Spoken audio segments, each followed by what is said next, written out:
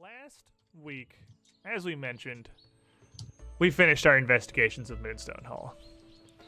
Zool, crotchety old man ghost as he may be, did bequeath his Moonstone circlet to Aribis so that she could use it to access these Moonstone pools for which the temple was named. And we saw several interesting things, actually. We saw a prophecy about the circumstances of her birth. And in the waters of the corrupted pool upstairs, we saw a meeting where the Trogs had first come to use Moonstone Hall. Not only do we learn a little bit about the recent past of the Trogs and the distant past of Aribis, we learned some, perhaps even earlier than that, about the history of how the Starstone Isles even came to be. The origins of the Aeon Orbs. But all of that, in fact, nearly all of the events of that temple, kind of fell away as we returned back to our circus grounds, to this plot, this somewhat sheltered, overgrown vale that we've tamed to put on our shows about a half-mile outside of Escadar. Because we got back there, and we left off right as we got back there. I know, because I've never seen such rage in Mono's eyes. That's what I hinted last week's session. Immediately as you came into view of the small, scattered fires, smoldering wagons, and several injured performers and roustabouts strewn about, with Ilva at the forefront, wielding a pretty impressively large mallet. Also fairly injured. Hammer hanging kind of loose in one hand, head planted on the ground. Shoulder wielding it, beaten, a bit bloodied. And she looked as the group of you came around the corner and called out, We stopped right there. Oh, it was perfect. Oh, it was the perfect ending. But now, we come back in as the group of you see this coming back to your campground. Ila would be the nearest of your circus family to you, obviously by far the first you would approach. And she sees all of you, who are also fairly injured across the board here. Barkbeard, Selwyn, Ara, and Aravis, all also pretty well beaten. Zerg standing amongst them unscathed, like a green Greek god, just a mountain escorting his gaggle of children.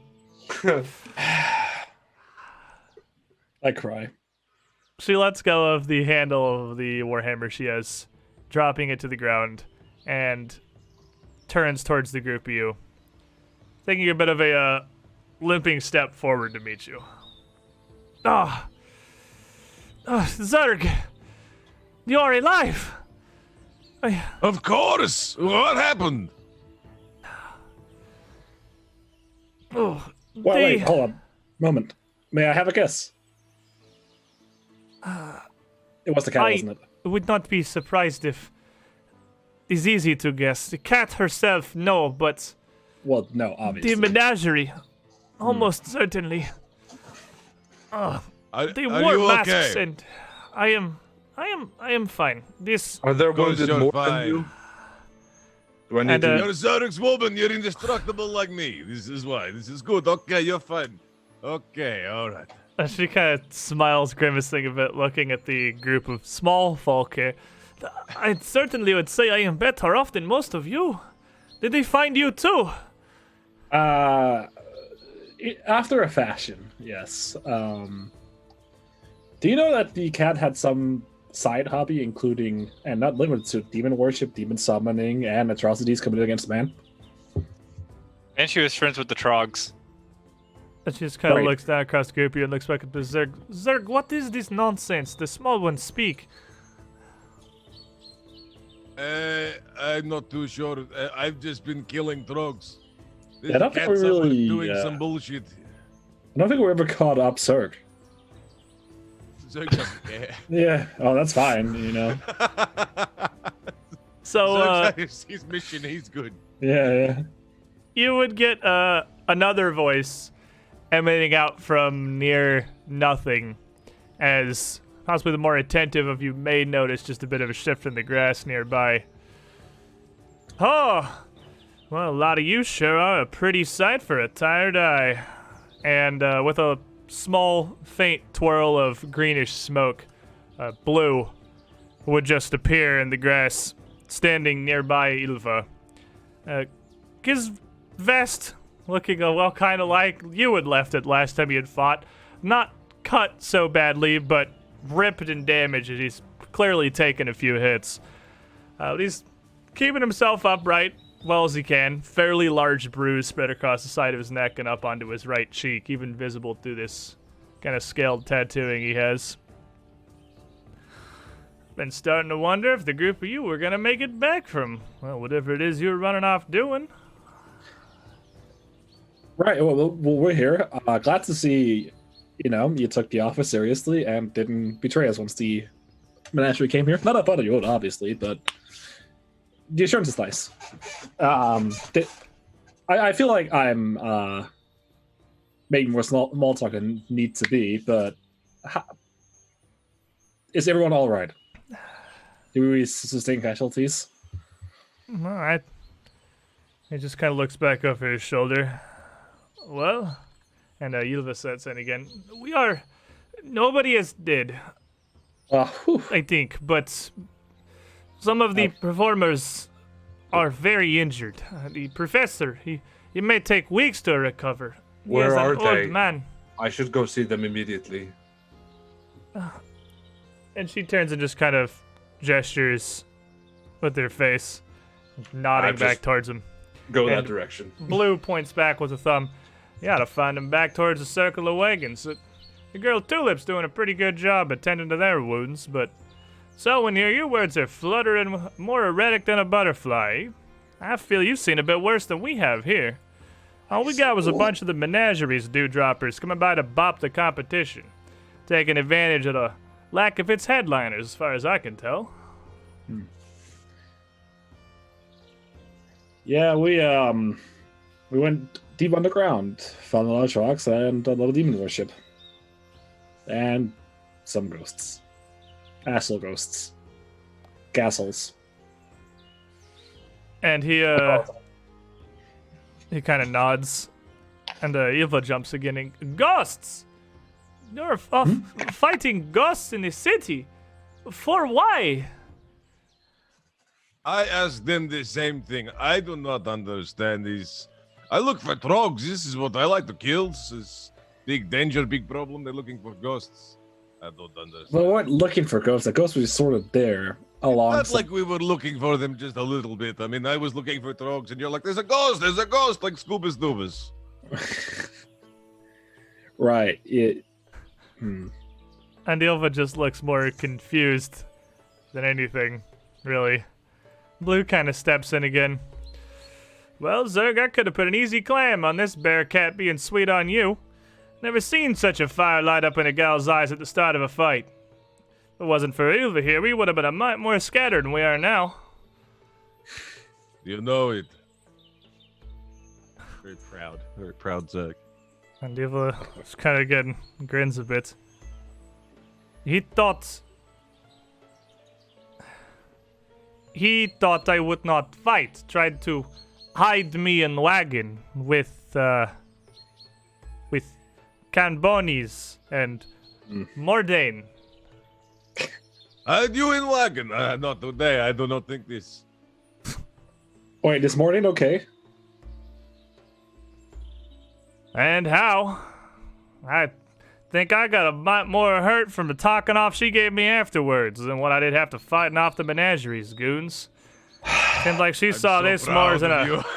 affront to her schedule than it is to, well, an attack on anyone's person. Why can't tragedy carry portions of good? You know, I'm starting to think perhaps we should have let them take her with them. Could have put her on as the star of the show. I think a couple of days, weeks perhaps, and the cat scare. Could have put a little bit of twist on her face. Why must you torment me with things that could have been? He kind of pats down around his vest. Well, I sure could use a butt if anyone's got one. I'm finding myself a mite low here. Been busy trying to make sure everyone's okay. Wrangle up. Well, could have been a lot worse, if nothing else. Would have been a lot worse if not for Ilva here. Damn near fought off 3 of those goons herself. Sounds like Ilva. I would have liked to seen that. It was glorious. Only thing better than a proper fight to defend friends on home ground is... Oh. She puts a hand up to her head. Kind of staggers a bit. Well, she did good, but I'm thinking you might want your girl to go take a seat over with Tulip there, Zerg. I'm gonna do a quick cast of a level 1 heal. And a quick incantation as 3 actions. Then envelop everyone around me. You, throw a wave of healing over everybody that definitely touches up the worst of the wounds they've taken, but neither of them Blue nor Ilva seem to be terribly injured. And then I'm gonna make my way to the wagons with Arbus. Zerg will take Ilva over to the where Tulip is. Just Was with, it just good? with an arm and just like, you did so good, I'm so happy for you, this is fantastic. Zerg's never been so proud. So as the group of you head back into the camp, into your wagons, more towards where the big top is usually set up, past your stands and your sideshow, you can see that the injured, the wounded have all been gathered up behind your tent ground here to where the actual wagons are, further back, closer to the tree line and the valley itself. And there's a pretty good number. There's pretty clearly some bashed skulls, some broken arms and legs, some decently severe burns or cuts on some people, but as Blue and Ilva had said, nobody's dead, so it could have been a lot worse. Now the rest of you catch up with Arbus and Tulip, who's been doing her best to bandage up and tend to the worst of the wounded, but it looks like a pretty large amount of your crew has sustained some decent injuries here. And Tulip sees the group of you coming. She wordlessly just looks up, nods, and turns back to the roustabout who's currently working on trying to splint his shin.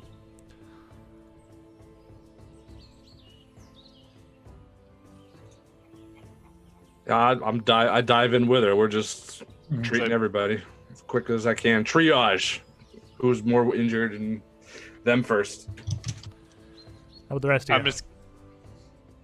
I'm gonna try to alleviate some of the immediate pain just by using what I have left of magic to heal in big areas. I know it won't fix broken bones, but it'll at least take some of the edge away.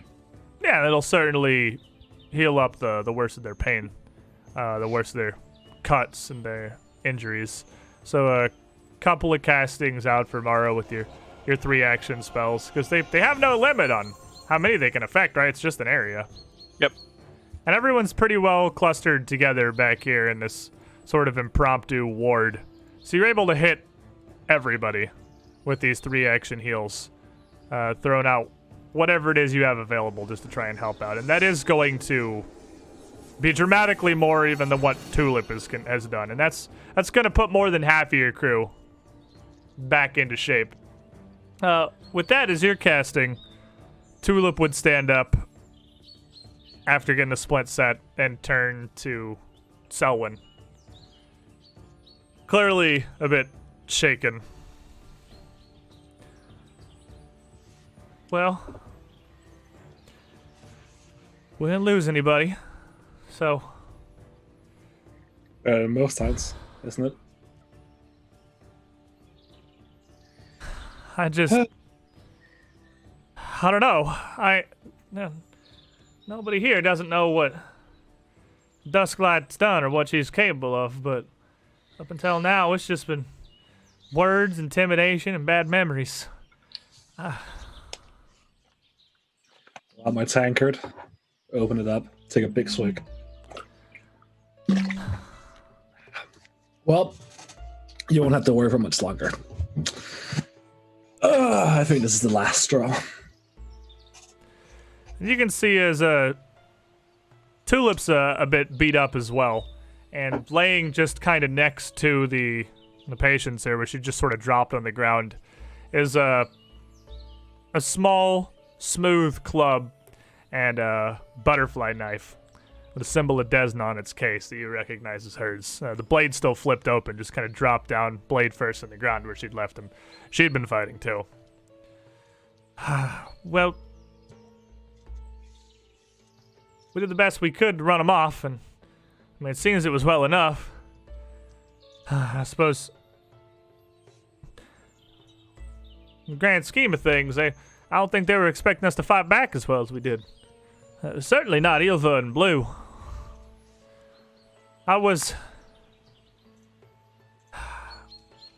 It's a shame of me. It's a shame of me to assume the worst in anyone, but when they came back up, I did have my doubts with him, but I certainly don't now. No, me neither, actually. He comes striding over, shaking his head. Well, as far as I can figure, the cat's done playing with her food, and if we don't step to it, we might find ourselves on ice before the moon comes back round. I don't blame you, not one bit. No matter where anyone's come from, Dusklight does things to people, and we know she's got her ways, but I didn't give you my best that most recent show either. I haven't had a chance to make it up to you yet, and look, by the side of this, I might not be able to for some time. But I hope I can at least show here more than I could them. I meant my words. I'm honest, if nothing else, but that comes through deeds, not talk. As it should. This is a fine mess, isn't it? That it is. Now, I think we gotta go report it to the police, if nothing else. How are my wolves? Are they okay? He kind of grits his teeth. You might want to be taken to your dogs there, miss. I know at least a couple of the animals are dead. They tossed flaming torches and poison around their cages and grounds. I will stop treating and go to where my wolves are now. As they take off, oops, I didn't mute my phone. I'm the failure. There it is. Look at me, I suck. He turns to Selwyn. If you're gonna take this to the constables, I don't think I can abide by any man or woman to say a word about the size of your stature, as you're certainly a bigger man than I, Selwyn. Well, I mean, we're gonna kill the cat either way. It's just we got a lot of incriminating stuff on there as well. So You've if we been can hard do at it work legally, then. yeah, if we can do it legally, that's nice, isn't it? Well, if you got something to show for the time you've been around in town, I'm more than happy to see it. And if we can take this to the cat without the entirety of Escadar coming down on us, I hate to say it, but they ain't come to kill. Not now. They certainly sent to give us a message, and boy, did we hear it. But smelling the cheese on the trap here with this one. I wouldn't be surprised if as well as she's ingrained here, she's got her hooks in the constabulatory as well. I wouldn't be surprised either. I mean, But I know that, well, Delamar had his way with the meeting when you first came into town, trying to talk you out before you'd set your roots down. But, well, you managed to get through that. So she can't have her hooks in that deep, I'd like to hope. hopefully. Hell, if you're heading in today, I'll join you. I need to pick up at least some amount of something to smoke and Well, perhaps something a mite stronger than I usually take. Well, you are welcome to join. And Tulip, usually fairly talkative, is quiet, not really interjecting or anything, but at that, will speak up. I think, well, I do wish I'd been blessed as you had with that kind of magic, Ara. You done more in seconds than I've been able to do in an hour. But blessed as we are to have you, I still think I should stay here and make sure everything's up to par. I'm gonna check on the professor. We took him back to his wagon. He took a real ugly blow to the head. He should be all right, but we'll let him sleep it off. And she would stand up and head over toward the sideshow's wagon. So Zerg. Oh, go ahead. So what are we going to do? I haven't been listening to the conversation at all. You know, Aram, believe it would have surprised me if you had. Oh, I was busy Busy doing what? casting magic. Right. You can't listen to words while casting magic? It's hard. I was focusing. I see. Well, as it stands, we will report the cat to the police, and then, regardless of outcome, we're going to kill her. So we're going to take it back to her? Take what back to her? This pain? Oh. Yeah, good wording, yes. Okay. It won't just be this pain. We'll add our own flair to it. Give it a little bit more spice. I can't help but feel we should have been here. Yeah, well, I can't help but feel she shouldn't be around, so. You know, no sense regretting. You can't be taking everything that happens around the world so personal, little stick. You're gonna burn out real quick.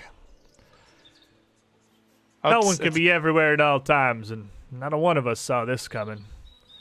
I hadn't heard any word of something this brazen, and, well, I was privy to Delamar's plans not just a week or two prior. Oh, no. How much of the illegal dealings Dustlight had do you know of, Blue? Afraid not much that I can tell you. Yeah, Delamar had a pretty good relationship with the town hall. He's an upstanding sort of gentleman, real well spoken. Words fall softly on the ears if you're keen to hear them, and you could use that about as well as anything else. He'd come in the first day that he'd heard you'd come into town. I mean, we didn't have any word of your approach. There wasn't much we knew before he just kind of showed up on the doorstep. Was able to talk his way in to see that Lieutenant Constable. Can't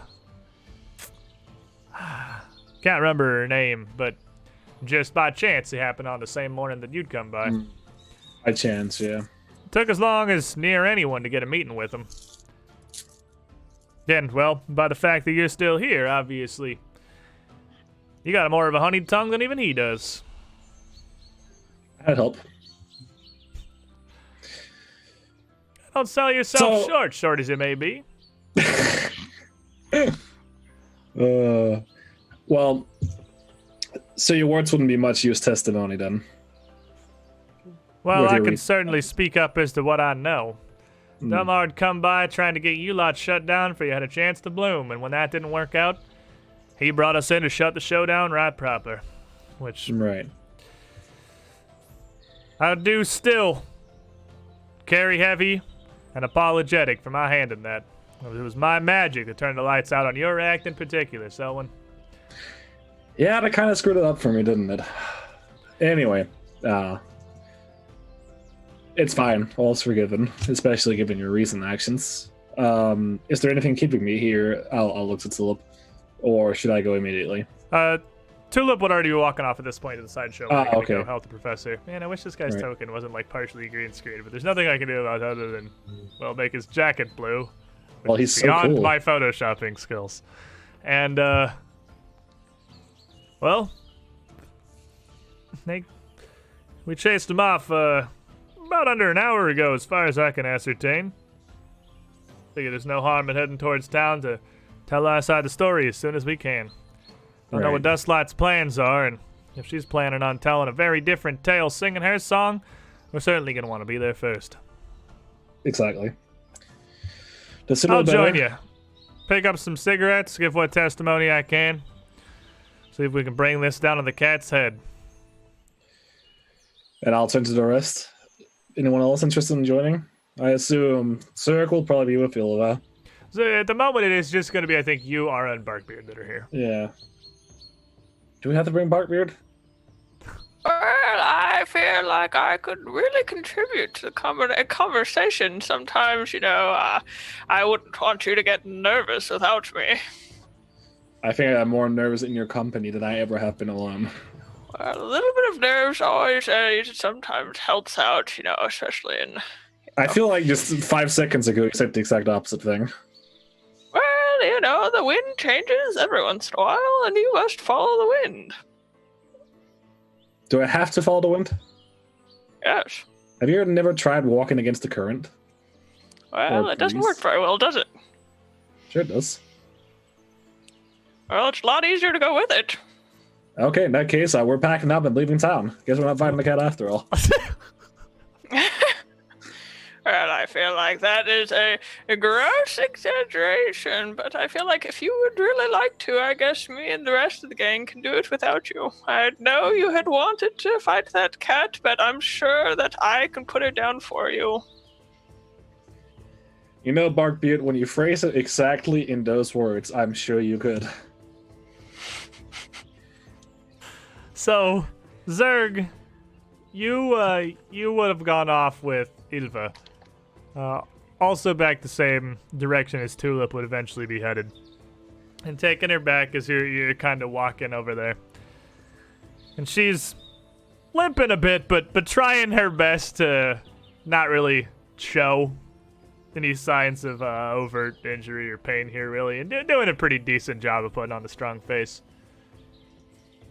But kind of shakes her head as you get back to the wagons.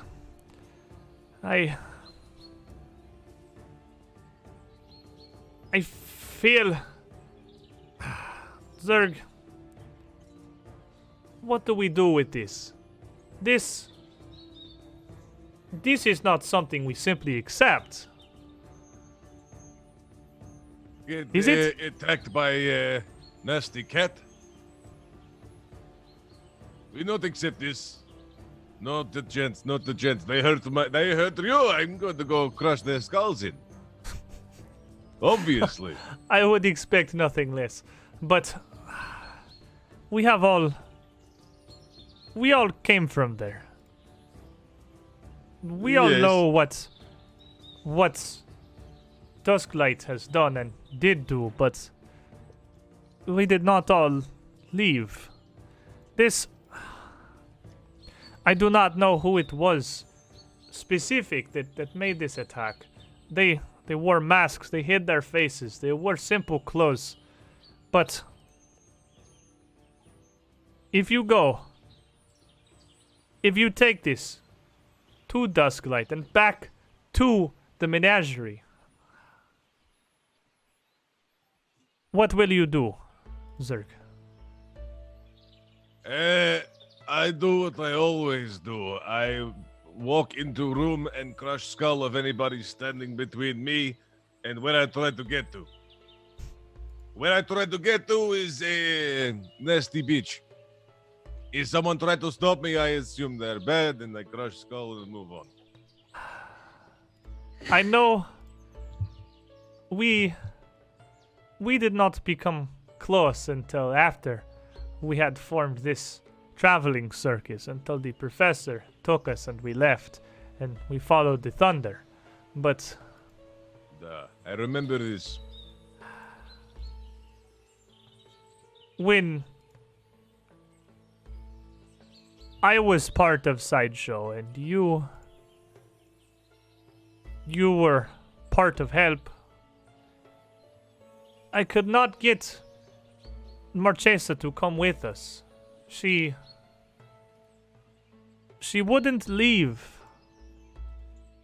Blackmail, she called it, but I could not get her to see that the treasures that Dusklight has, they are just things. She puts so much value on heirlooms and... Marchesa, did you know... I do not think you did. You did not come by Sideshow tent often. I must admit, sometimes I come by to see you sometimes. But you did not know I was there. I'm sorry. I should have said something. She is the last I still have close of family. What's she look like? Well, very similar, truth be told. We are from Varesia. She has similar tattoos on her body that tell her stories. But she is much younger. And when we came and joined Circus, she did not have near as much on her skin. And much of what was added was Circus, not family. But she has her hair still long, black, big and strong, and I mean, she is. You will recognize the face of a sister, would you not? Nah, I would do this. Whatever. I find her for you. I bring her back. Whatever Dusklight is doing now, this is getting worse. And I cannot fight for her, not there.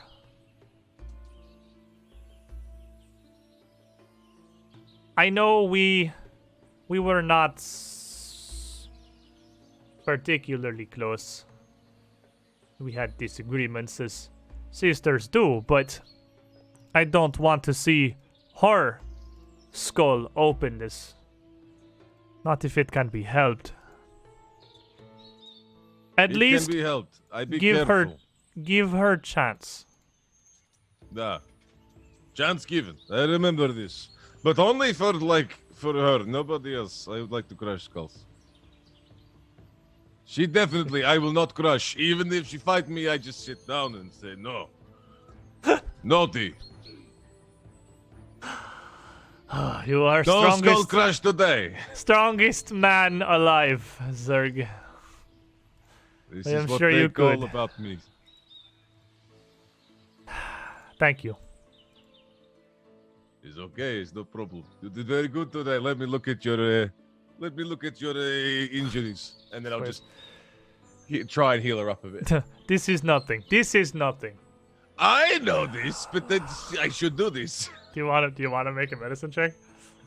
Repel medicine. Yeah, Oh my. we gotta. I mean, we gotta have Zerg Batsy MD actually roll a medicine check, right? Oh boy. What are you? Are you an expert or are you just trained? I think I'm just trained. Okay. Of course. Oh my god. 31. There's no justice. There We isn't. have just a little look. I learned a little something while I was out there. Zerg Batsky MD. The gift that just keeps on giving. Yeah, you'd be able to tend to her. Perfectly fine. That's like easy critical success. Her wounds are, while largely superficial, she has no like broken bones or anything. She has taken a fairly significant amount of damage, and it seems like from fairly large clubs that were swung around just with raw brute force. It doesn't appear that any real finesse was used. Any bleeding is just from the sheer impacts. It doesn't look like they came out with any knives or blades. Arabus, as you head further back to where the various animals are kept.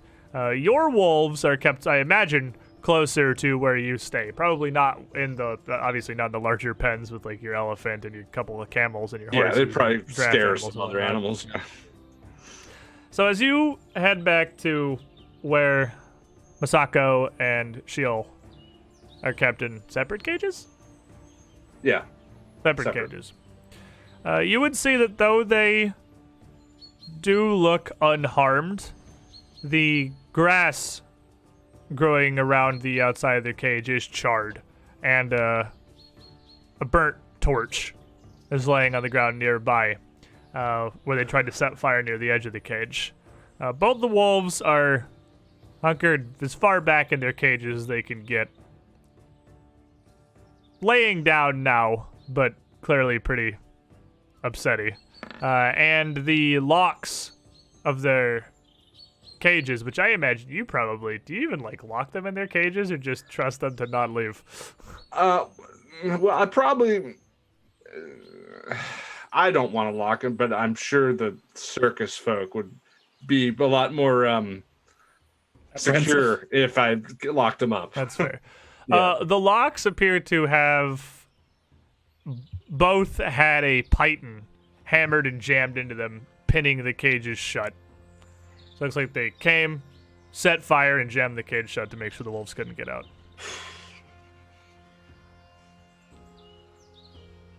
Want to make me a perception check? Yeah, could do that.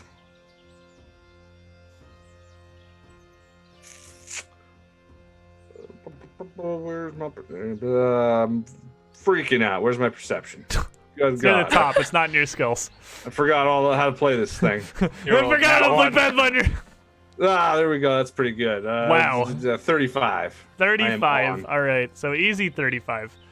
Looking down around where the ground is, you can see that the fire didn't start exactly where the torch is set. The fire was started right at the edge of the cage, and then the torch was dropped in a scuffle shortly afterward. The fire did not get an opportunity to spread terribly far before it looks like the head of the torch and the ground around it is a bit softer, indicating that a pretty decent amount of water had been dumped out here. Someone intentionally came by and put this out. Someone saved my wolves. And it looks like it caught pretty well, and had that not happened, it's very probable that fire would have just run through the grass underneath the cage and burnt both the wolves alive. Can I get them out of the cage, or is it's like jammed shut, like you said? There are like climbing pythons that have just been hammered into the locks to jam them shut. So opening them is going to be difficult. You could pretty easily grab some of the roustabout's tools, get a crowbar or something, or perhaps even get one of the roustabouts that isn't injured to come help you get it open, because Arbus is a small, frail woman with, like, I'm pretty sure negative to her athletics. Yeah. So you probably need some help getting this open. But you would be able to with some assistance without too much difficulty. Okay, so I will get both the cages open and just kneel on the ground before them and just sort of try to coax them out to me, who I'm kneeling in front of them. So, Masako, of course, will immediately just come straight out of the cage up to you. Masako has known you forever, basically. But Shiel's a little bit seemingly more reluctant at the moment. And just kind of sticks in the back of the cage, clearly turned to look at you, eyes wide open, a little stiffer, but not immediately coming forward. You want to make me a nature check there? Yeah. That's a 19. So with a 19, after a minute or two of sitting and waiting and trying to get them out, Shiel does not seem like he wants to come out He is clearly, like, you can read, very spooked and confused. This is okay now. And I've just sort of, I'm petting Masako, put my head to his head. Just calm, soothing, trying to be as quiet as I can to try to coax Sheol out to us. Right. But, still, Sheol seems almost, like, kind of wild. Well, he's not jumping and attacking you or trying to bolt for the hills or anything. He's not particularly tame. I mean, given the situations of, well, his existence. Got a half-completed demon ritual. That's fair. And you get the feeling that, as he is right now, it's not going to be quick or easy to kind of regain this trust that he had. That's fine. I will stand up with Masako, and obviously leaving the cage open to show him that Sheol's not trapped anymore. There's no immediate danger, and I'm going to continue to pet Masako, look over towards the tree line, and I'm going to turn into a wolf. A big wolf. My black with the blue fur and kind of nose and with Masako and stuff, and then I'm going to walk off into the tree line. Masako will follow me.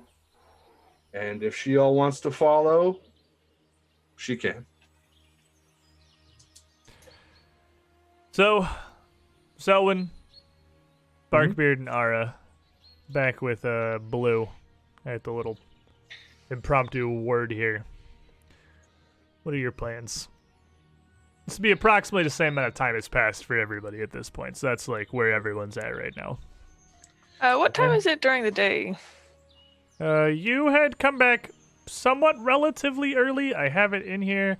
It's early afternoon, around probably 2 p.m.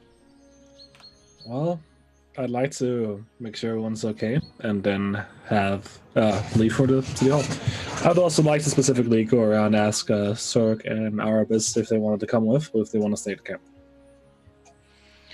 I could go ahead and try and make us an appointment.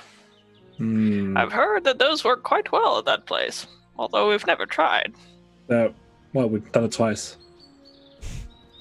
Well, I mean, appointment ahead of time so that the wait time might be a little bit shorter. Well, in that case, you'll shorten it by 10 minutes at most, given that we're only going to say, "Are you coming with?" and then leave. All right. Well, I guess yes. Well, sure. Yes, that's fine. Yes, sure. We can just yes, quite. So all of you would be topped off on health from Ara having used all of these various heals while the group of you were all standing around. The only one who wasn't nearby at the time was Zerg, who was untouched anyway. So you're gonna all top off your hit points there. And Zerg, Selwyn, and the plant folk would come by after you have kind of finished bandaging up and treating Ylva as well as you can. She seems to be perfectly okay. Didn't take any major trauma. To ask you to come swing by the town as well. I will ask if.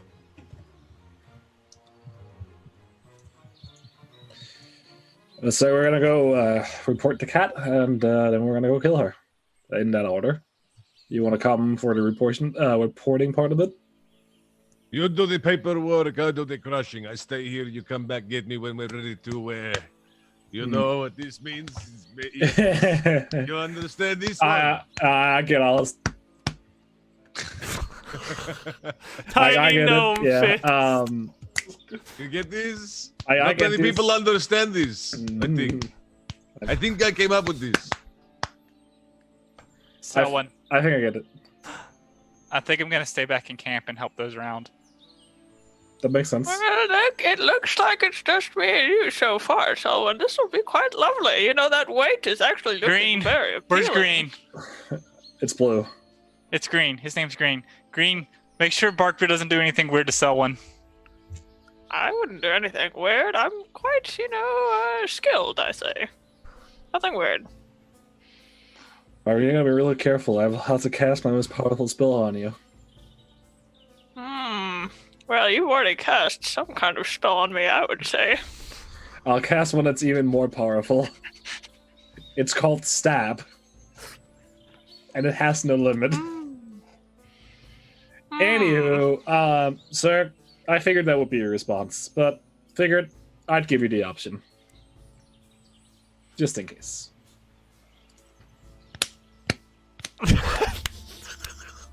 And I'll turn to leave, still doing the, Tiny gloved gnome fist and tiny gloved gnome palm.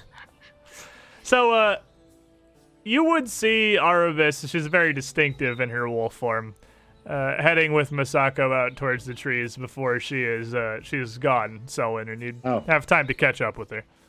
Well, that's a bust. Anyway. We're not bothered. Yep. Fair enough. What am I gonna do? Go into the woods and try to find two wolves? No, I mean, you'd see them walking towards the tree line before they're gone. Alright. Can I yell her down? I mean, yeah, you could definitely yell at her. Hey! Gray! You big wolf fuck! Just sort of look in her direction and look back to the tree line. Keep going. Wait, could you come over here just 1 second, please? Into the woods. Alright, well. She's not getting an upgrade. Selwyn tried desperately to get literally anyone other than just Barkbeard to come with her into I still town. have blue. Yeah, you've got blue. Blue's coming with you. It's true. You're not completely alone. He's a here. suave fellow. You got blue. So you have a chaperone at the very least. Yeah. And he'd kind of shrug and look down. Well, it's looking like it's just gonna be the three of us heading on in then. Truth be told, as strange as it may be for someone who's chosen a life in the circus, never done great traveling with crowds.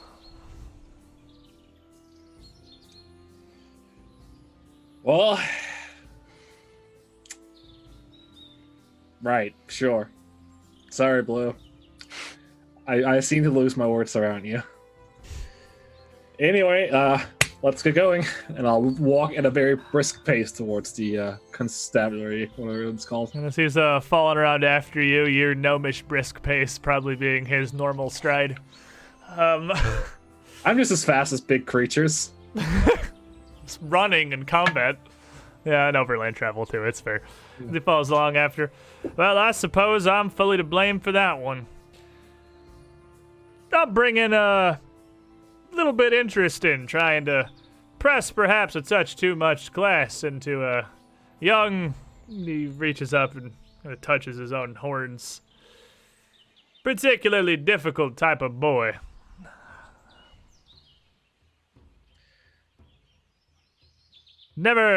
You never really imagine the kind of blood that manifests inside a, well,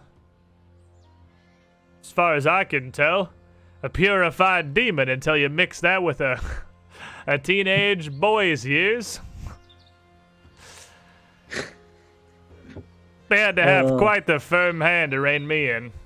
But can't complain about the product that came out. No, you are extremely cool. Selwyn, you're certainly an interesting sort here, and interesting folks seem to just kind of gather around you. That's not the product of someone that doesn't have her own kind of shine. Yeah, you wouldn't know the half of it. Well, I'd like to hear it.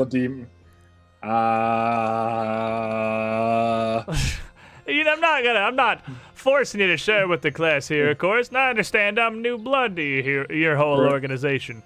But interesting attracts interesting, as the mundane does to the ordinary. And I sense there's a bit more to you than you let on, Selwyn. We got a hell of a walk here to Escadar. Half mile at the least. And you got time to tell it if you're so inclined. Sure. Well, I don't. Yeah, you wouldn't get it from me, Blue, but I don't really talk that much about the past typically. But, I'll make an exception for once. And on the way, I'll tell him my backstory. I guess Barbit would know as well. But nobody in chat will On the know. way, I exposit my backstory to this fine gentleman. What are you sharing? Come on. Can you just make me spill the beans? You don't have to. I mean, Yeah. it's on you. If you want to share with him, No, I but will. not I- the chat, Yeah, that's will. perfectly I'm- reasonable. I am just having a giggle at chat's expense. No, I'll start with a long time ago. How long is it at this point? 50, 100 years flow together when you're de facto immortal. I was born to mining ability in a far off land. It was always difficult being on the higher echelons of society, I suppose. Obviously not to the same extent as a peasant working the field, one working the tools. They'd probably think I was living a life. But it comes with a lot of expectations. And at the tender age of 13, sent off to one of the Bardic colleges. And at some point during my tenure, I decided to leave or decided to throw me out. I'm still not clear on the details. I think I said I was going to leave, and they said, "You can't leave, you're being kicked out." And I don't really know what preceded it, but I'm sure it was doing nothing good. Anywho, I was tired of the responsibilities involved. Wanted to live free. Wanted to go where I wanted. Lived as a grifter for a while, a couple of years, a couple of decades maybe. Again, close together a lot. And saw the circus, decided to join, and figured out, well, Dustlife's an asshole, as evidenced by fact 1, 2, 3, 4, through probably 100. And we started the Circus of Wayward Wonders. And now I'm trying every opportunity I get to recruit interesting people. Like you, like the rats, like Erebus, like all of them. It's not too long of a story when it's being told in the shortest of ways, but, And one that certainly resonates with myself on a particular level, and one that seems oddly similar to my own upbringing. Oh yeah? Two birds of a feather, we might well be. Different lives, of course, different sides of different societies, perhaps, but similar threads running through the same vest. And Right. at that, he kind of turns and looks forward, a little confused, and points out, we might have to turn our eyes to the road here for a moment, because it looks like there may be trouble. And as he points up My ahead favorite here, kind. there's a wagon as you approach the outer areas of Escadar, the outer reaches. There's a wagon off to the side of the gates. Fairly large and almost, if a wooden object can look visibly overstuffed, this full wagon carriage does. It's not covered. It is a full wooden, almost a carriage, but just appears to bear on it a wide assortment of various cupboards and drawers and pull-out areas for different types of storage. Seems to be stuffed to the brim with assorted goods. It's a little off the side of the way here, and is of a make that looks a bit peculiar to you. In front of it, turned away from the pair of guards at the gate, is a man, fairly well dressed with some simple slacks and a vest. His black hair, almost kind of greasy, slicked back but well kempt, and a similarly trimmed and maintained beard on his face. Walking back away from the guards towards this wagon. No horses or oxen or any kind of draft animals inside at this point.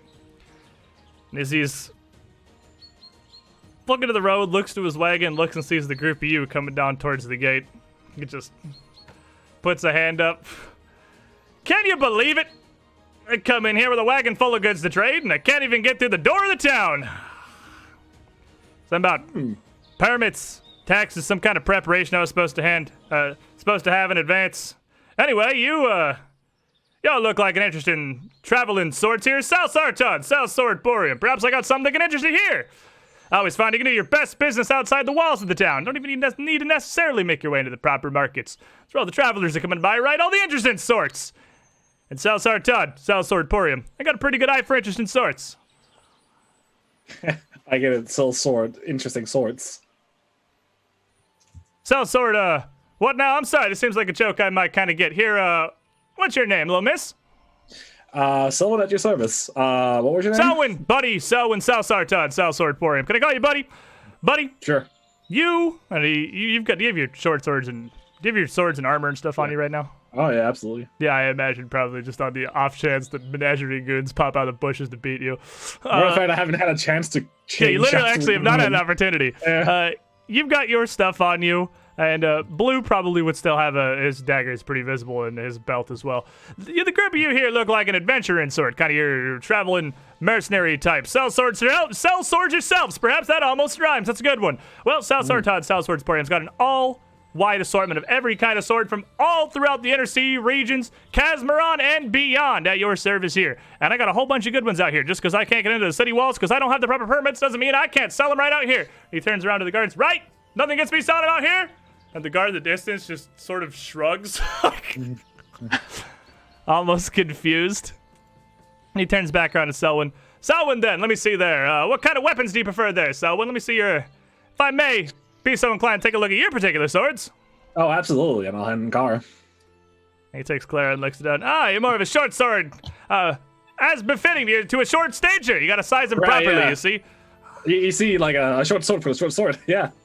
A short sword for a short swordsman. Swordswoman as it may be. I like that. I like you. You're a good one, Selwyn, buddy Selwyn. I got a bunch of things we can add onto this that might be of various sorts of interest to you. But your friend here, and he hands it back to you as he goes over and opens what looks like just a simple cupboard door on the side of his wagon. But it doesn't swing open. It doesn't pivot on hinges. It pulls straight out like a kitchen rack. And as he draws it out a couple feet from his wagon, a wide assortment of swords, daggers, warhammers, spears, and all kinds of things coming out racked on this that look almost as if they shouldn't conceivably fit inside this wagon. He leaves it there before leaning over and pulling out a drawer that's almost similar. But as he pulls the drawer out, he stands up the floor of the drawer inside to see an assortment of wands and staves laid out in front of it. Now, if I've seen a wizard, buddy, Selwyn, buddy, and I've seen a whole bunch of wizards, sorcerers, magis, clerics, priests, whatever you want to call them throughout my time, these magic swords, all varieties, all flavors, all schools of various sword magic, here for your small wooden friend. Do you, he kind of looks down at Barkbeard, almost sort of confused. Selwyn, buddy, he walks, but does he talk? Sadly. You'd see Barkbeard's eyes like kind of get large, and he slowly kind of backs away from this man. And there's so many you can almost see the words like running through his eyes, trying to keep up. And then almost like as he kind of backs up, he just goes poof, and it goes into tree form. He's like back, poof. Like a squid inking. You wouldn't be interested in giving up the whole selling thing up and maybe taking a job in the circus. We might find use for you. Circus! Well, buddy Selwyn, buddy, I don't know the first thing that I'd be able to do in a circus. I don't have any kind of an act. I wouldn't be any use to you whatsoever. And besides, my life's the road. Merchantry, travel, selling, collecting. As it may be, Sal Sartan, Sal Swordporium. It's not just about the trading. It's about, well, all kinds of sword-based activities. Here, I see. What you had in me, your sword there, Selwyn. Buddy Selwyn, that little sword. You had a couple of those sword buttons in there. I see them. I've seen them a couple of times now. Had some friends up in Easker. Came down from there a couple of weeks back. Showed me a couple of those and had a real fine interest in them. So I picked up a bunch more. A mage back up in Andoran across the Inner Sea. You been up to Andoran before, Selwyn? Yeah, a few times. I was there last year visiting my sick little grandmother. Up in Andoran, they have a wizard there that focuses so much on all these kind of elemental sword buttons, all sorts of varieties, like the lightning from the sky or the fire from, well, wherever it is that fire comes from. And he reaches down behind the drawer covered in the stabs and wands is now popped up as a display and pulls out a small little case and opens it up. And inside, it almost looks like Ash's frickin' gym badges in there with a bunch of various runes set into stones. But they're etched around the rune is a clear design of an indication of function, where there's a sigil inked in red in one rune stone. There's a flame around it, another in blue with a droplet of water. And he hands the whole case down to you. Take a look over these here, buddy Selwyn, buddy. All these various sword buttons, you attach them to your sword there. Not only you're going to have the sharpest, the fanciest, the most accurate sword you've ever been swinging, but it's going to come bearing the fury of the elements, the fury of the storm, a storm that was on fire and also spraying acid in every direction.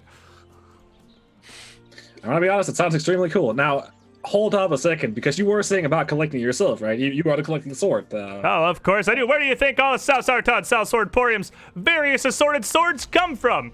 It's half the business of the traveling merchant. I'm not just selling, I'm buying. Exactly. And see, that is where I have an offer for you, because I would be very interested in all these fine collectibles that you've shown me here today. Obviously, of extremely fine make. I wouldn't bet up to your sincerity and the quality of your items. No, of course, every one of these comes with South Sartod, South Swordporium's guaranteed. Every sword of any variety, drinkable swords, board swords, sword buttons, anything you pick up from South Sartod here's got the South Sartod, South Swordporium's guaranteed. Guaranteed to do that was exactly what I was hoping. Exactly as South Sartod advertised. No guarantees. Of course. So, obviously, we here at Traveling Circus, we make some money from the circus, we make money from our adventuring. Of course. Exactly, it all comes together quite well. But currently, our funds, lower than they should be. However, in this fine bag of mine, I'll pull out the bag of holding, I have not one type of thing, not two types of things, not two types of things, many types of things that you would be interested in. Worth a lot of money. I've got tiara swords, I've got moonstone swords, I've got book swords, I've got ruby swords, actual gauntlet swords, moonstone swords, obsidian swords. Well, you hand that there sword, you see, Selwyn, buddy, Selwyn, I knew it. I knew it when I saw you. They said to me, South Sartod, you sure can pick him. When I saw you coming down that road with your friends here, and he looks over to Blue, South Sartod, South Swordporium, and puts a hand out in Blue. Just grin on his face, kind of shrugs. Blue Crescent, and I can't say I've ever had the pleasure to make the acquaintance of such a fast-talking salesman as yourself, South Sartod. And he shakes his hand, then turns back. Blue, buddy Selwyn, buddy, Blue, and points back down to Selwyn. They tell me, South Sartod, you can see him, you can pick him. Hand me that sword back there, and I can see what you've got on offer. I'm sure we can find us a fine bevy of various deals. Guaranteed. Now, just one moment, my good friend of the Soul Swords Emporium. South Swords? Sorry, I keep South Sartod, South Swordporium. South Swordporium. That's the one. And South Sartod, points back to the wagon, South Swordporium. Just emptiness, just like all this shit just falls out. I pick up the few select items that I'm still going to keep putting back into the bag. Now, I'm no woman of logistics. Oh wait, actually I am. All of this, I've estimated this at being able to be sold for the low price of 1,115 gold on the dot. And he looks down, he doesn't even bend over, he just kind of strokes his beard as he looks down this pile of crap that you've just dumped all over the floor. Like, what all do we have coming out here? Dumped across the ground. Right, so, on the ground now is, let me scroll down so I find from the start. 180 gold worth of moonstones, a 40 gold tiara, 5+1 strike ink fists, a book that's worth 75 gold. So the point is you're dumping like books and gauntlets and random swords and just literal chunks of rocks. And obsidian and like actual moonstone. And like obsidian fragments. Just all this crap out across the dirt. As you're looking over this, you see back through the gateway, behind the guards, a merchant suited up with a pretty large backpack with some pans and basic kitchen appliances and equipment on his shoulders. He comes up towards the door, sees the group of you, and just stops and turns around and heads back into town. decides to do his business at a later occasion. So Sal's looking down at the group of that. For a moment, wordlessly. Stroking his beard.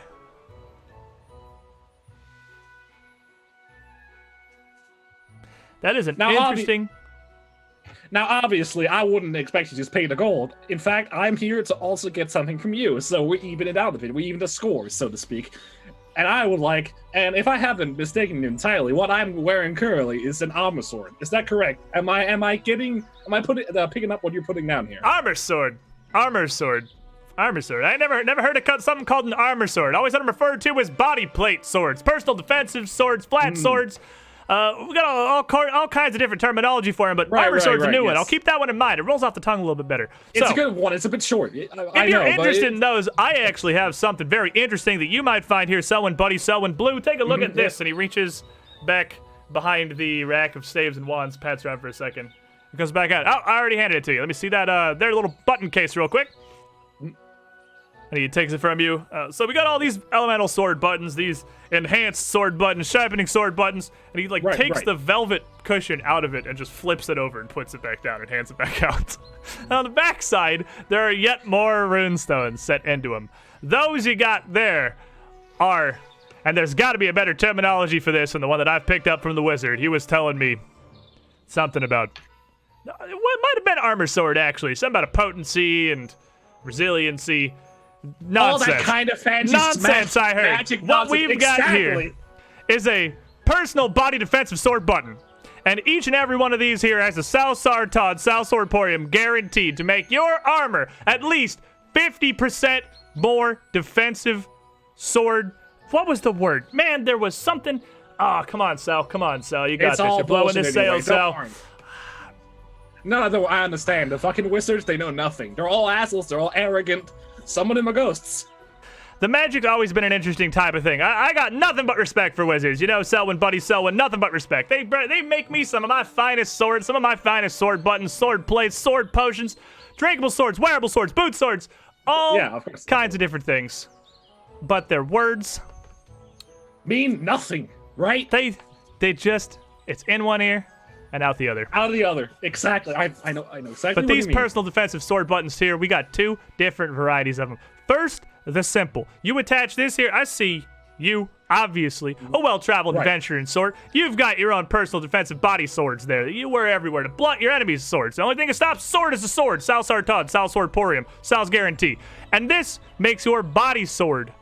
It's a similar kind of, interaction. You've already got some of those magical sword buttons on. What would you say her name was? Clara, buddy? Selwyn Blue, buddy? Clara, yeah, Clara. That's it. Now, buddy Dalren, these swords, if they have their own sword buttons, and they come up against your defensive sword plates, and you don't have any buttons there, which one do you think is going to win out?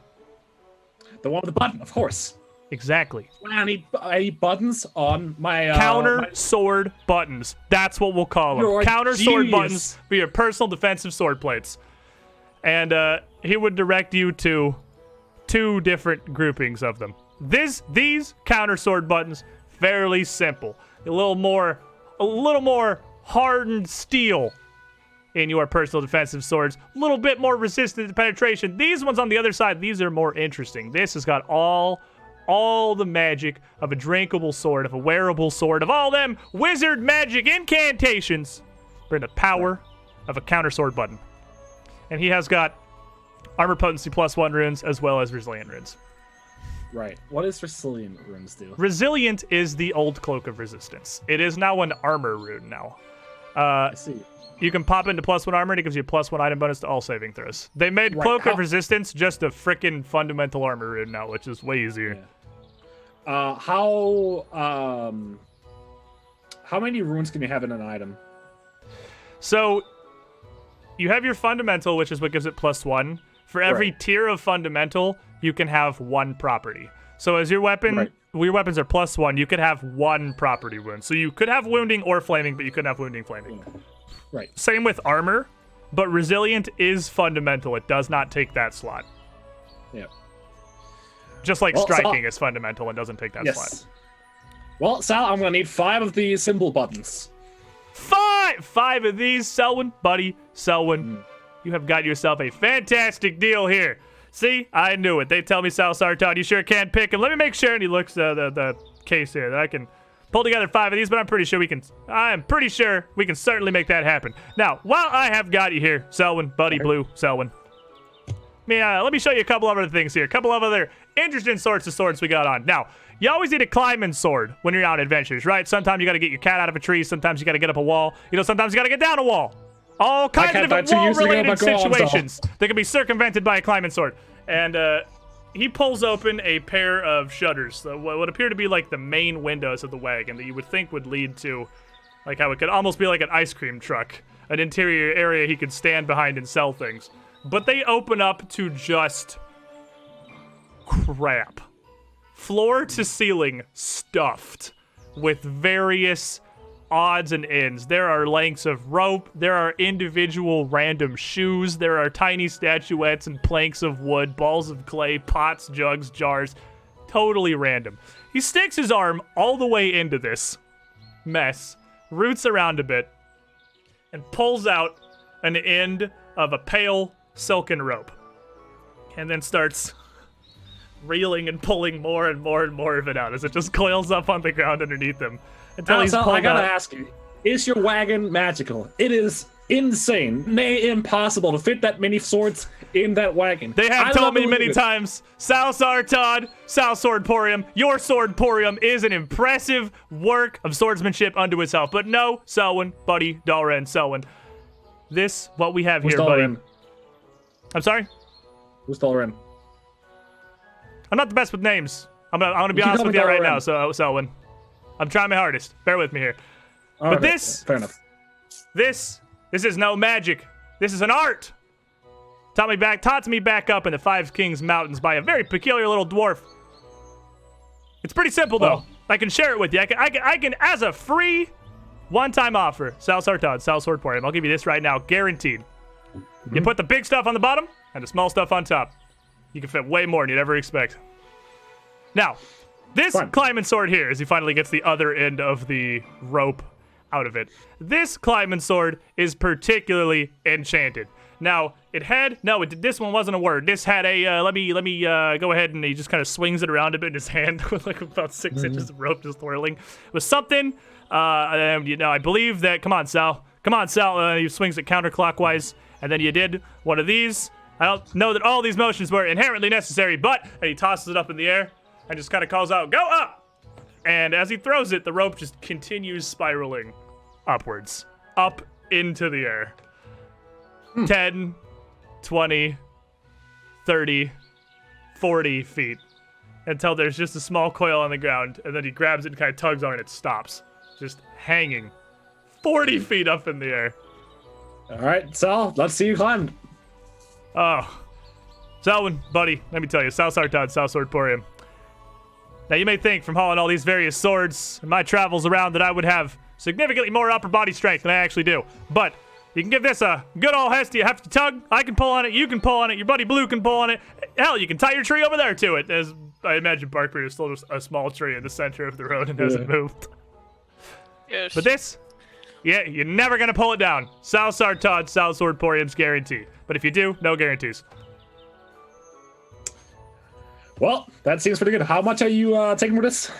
If I'm not inquiring. I know it's a cool thing that. This, and he looks up, craning his neck back to see the very tip of this gigantic rope here. This here climbing sword. You know, or do you? Selwyn, buddy, Yes. Blue. Right. You doing good deals with me here. What with me not being able to get inside the city walls or any of that. So I'm going to do you a good favor. Normally, you might have lesser salesmen ask you for 500 gold pieces for this climbing sword. You might have them ask you for 400. They'd be ripping you off. You might have one ask you for 300 gold pieces. And honestly, you'd be finding yourself a fair deal. But if you're interested in this right here, right now, part of this exchange, I'll give it to you for 200 gold pieces.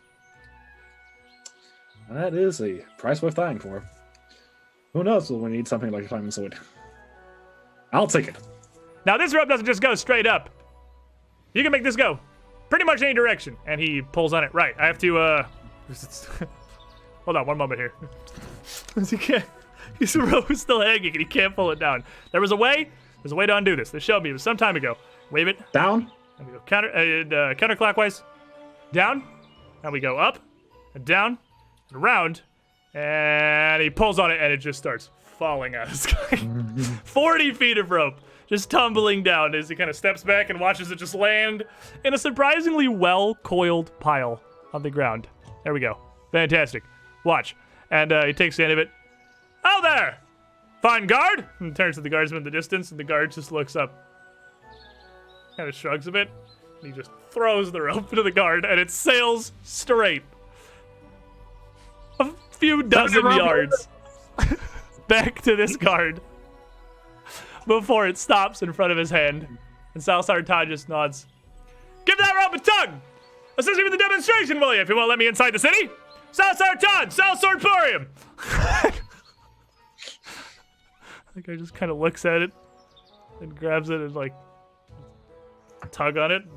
Kind of motions to his buddy, and his buddy comes over and he tugs on it, and they don't move it. It's set.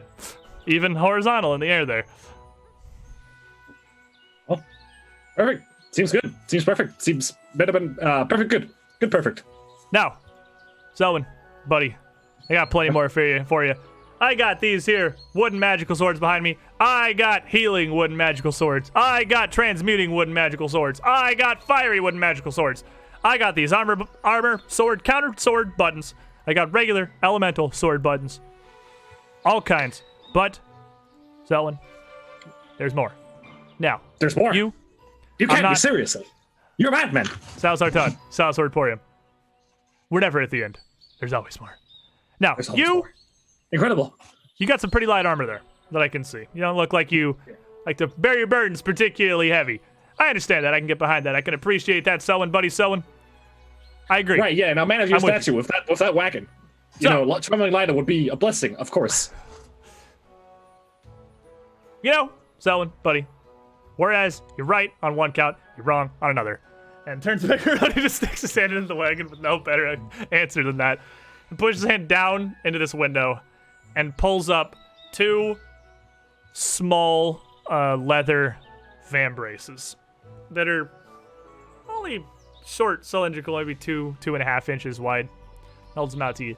Now those counter sword buttons are only the beginning. Now imagine the magic of not just a counter sword button, but an entire personal defensive body sword. In these. And that's all I gotta wear. Ah. I call these counter sword personal protective wrist bracers. And hands them down to you. Guaranteed to repel other swords of equal or lesser value. No guarantees. And I'll start thinking, right. Can I put property runes on a monk? Wait a second. That doesn't work. You can't put property runes on bracers of armor. You can put talismans on them, but you can't. No, put I know, but the property runes braces of armor, like, isn't that the same thing as? Isn't that the monk version of armor still? on them. Basically, but I don't believe they can take property runes.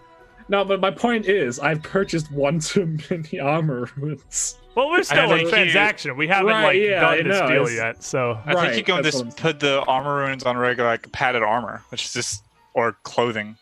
Right, but Yeah, that's true. You can put them on Explorer's clothing. You can wear Explorer's clothing and put the property runes on those, and then wear the oh right, wear yeah, the braces of armor. Yeah, You could do I just that for wanted sure. to say something. yeah. Yeah, I wanted to be included. You? So, Well, what do you got for me there? these here. Well, I don't really know how to explain them other than perhaps giving them a try here. If you... Now, Salsar Todd, Salsar Porium, was raised to be a gentleman, and I would never ask in the presence of a lady, especially out here in public, to remove her armor. So perhaps one of your allies here, perhaps Blue, with that fine tree behind you, could slip these on. I dare say you'd No, feel no, their let- effects immediately. I'll do it. I'll grab those things and put them on branches. As you just put them on two random branches of Barkbeard's tree. And as he's like leaning over me, putting these things on, I will immediately snap back into Barkbeard and be like, "Well, I'm sure if you could, there seems to be a strap over, just a little lower, if you will." I'll pull my sword. I can give you a lower strap.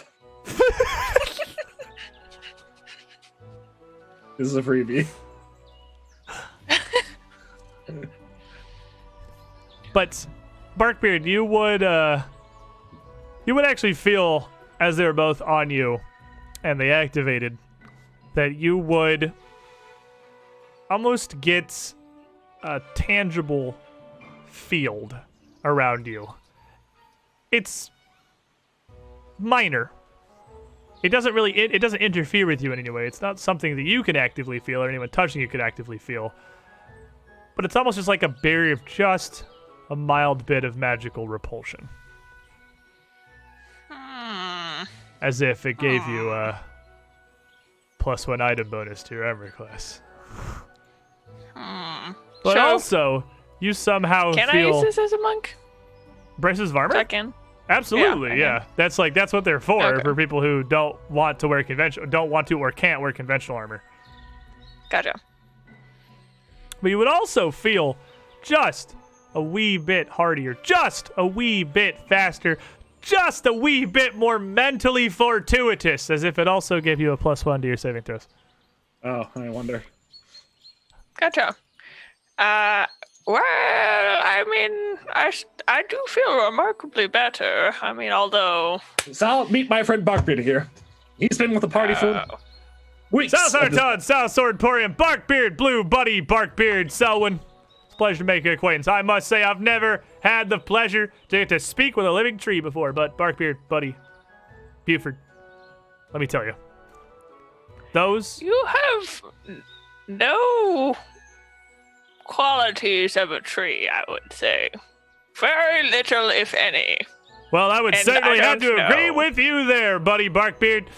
Now, these magical, personal, protective, body, regulatory, armor, defensive, unyielding sword bracers. None like them. Right, yes. I will take those, but on the other hand, that means I will get a one less sword armor button. Perfectly understandable there, Selwyn. I do understand those personal counter sword armor buttons do fulfill a very similar role. So, now, normally, Selwyn, Barkbeard, Buddy, Blue, Selwyn, Buddy, South Sartod, South Sword Emporium. friend, brother. I'm gonna make you a deal right I here, don't like the way you talk. right now. What? A lesser What? man, a lesser merchant would give you these personally defensive wrist vambrace armor swords. They're 500 gold. Better, but still inferior man would sell them to you for 450 or 400 gold. But right here, right now, I like the cut of your business, Selwyn, buddy. I like this stuff. These assorted various swords, sword nuggets, readable swords, all of these you got on the ground here for me. And I like that confidence to just dump them straight on the floor. Of course. 300 gold pieces. Excellent. Hang on, so. We'll take those too. Where I do see some resemblance. You wouldn't happen to have any, like, willow in you or anything. Willow, Now is not the Barkbeard. time of being racist, Barkbeard. Buddy. It's just because you don't like this man, it Now doesn't you mean asked that me he a has question more. there, buddy, Barkbeard, buddy. I'm gonna return now with a secondary question. Willow me this. He turns back around and reaches into the wagon. That pulls is out a- not the way of trees. I will not do anything like a willow. Pulls out a shoe, hands it to you. Wait, well, is Now, if this here foot sword catches your interest there, buddy Barkbeard, I guarantee you, South Sartod, South Sword Emporium guarantee, there is a second matching one in this wagon somewhere. And by the gods above and below, I will find it for you. Hands you not necessary. a fairly sturdy looking, but relatively simple leather boot with an admittedly thick sole. Now, what does that do? Now, these fine foot suas right here are guaranteed, South Sartod, South Sword Emporium, to put a spring in your step, and I mean that very literally. These are not just any foot swords, these are bouncing foot swords. Make you faster, make you bouncier, pairs spectacularly with the South Sartod, South Sword Emporium climbing sword that you were interested in earlier. just in case you put the tail end of that a little bit too high and have difficulty getting to it again. These here bouncing foot swords will get you right up where you need to be. You know, Sal, I hate to say it, and I know I truly, loathe to say it. Of all we spend, of all this time we've spent together, and this money I'm about to spend at your locale, there's a little allegation there, allegory, I think they call it. I will have to decline. I don't even know the price yet. However, I realize it's on the price range. Now, you see, if we look at what I'm buying from you and the stuff I have on the ground, they almost even out exactly. And That is a... you know, I love when the logistics and the tables, the money, the coins dribble down. It all makes sense. Everything's level. So That's a fantastic point. Selwyn, buddy, Selwyn. This boot was ridiculous, and it was my fault. It's on me. I apologize for even offering it to you. So And he pulls it back and just jams it back in the wagon somewhere to this mass. It's okay, but I think this is what will conclude the transaction. I wouldn't want my poor circus to go bankrupt, right? No. I understand. You're a good salesman. You know how to sell it, right? You keep grabbing and keep pulling, and I sit here transfixed, enchanted with your sails, your swords, the buttons, everything. So I must pull myself away, like I will pull this rope away once we leave, and say, this is what we'll call the transaction, and from what I can tell, I owe you 5 gold. Selwyn, buddy, Selwyn. Barkbeard is just Wait, no, I'm gonna overroll perception to see if I see him leave. rolling stealth in the distance. Now then, Barkbeard, where are you sneaking up to? Nothing, nowhere, nothing. I was just stretching my legs. No, you should stick around. You could learn something. The art of mercantilism is one that is ancient to the humans, but you as a tree, you're so young in terms of like the human condition, the human things that we do. You must learn this. Become the stronger tree. You mustn't give in to those willow thoughts you're having. Selwyn, Barkbeard. I don't. Blue, I just have one Buddy. final question for you. Southward for you. This transaction we have going across here, you're correct.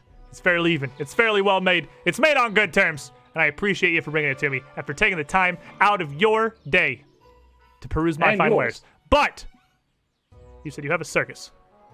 I do have a circus. Yes, that is correct. Here, traveling circus, by chance. It's a Well, most circles are traveling by definition, but yes, this one is also a traveling circus. And would you look at that? After my own heart. So perfect. So pure. The chances of our meeting, it's not fate. It was nothing short of a Sal Sartad guarantee. Traveling circus. Traveling merchant. Here. Adjacent to the island with the city at the center of the world, so they call it. You're right. We should wrap this up. I got places to be. If I can't get into this here fine city of Escadar, I gotta make my way across to Absalom. I got swords to buy, swords to inspect, swords to sell, and I got a weird feeling. What day is it today? He kind of looks up at the sun. Still, I don't know. I don't really keep track. still Forest, isn't it? End of Forest, late Forest. Probably. Who keeps track? With deals like these, who can keep track of time? I got a feeling.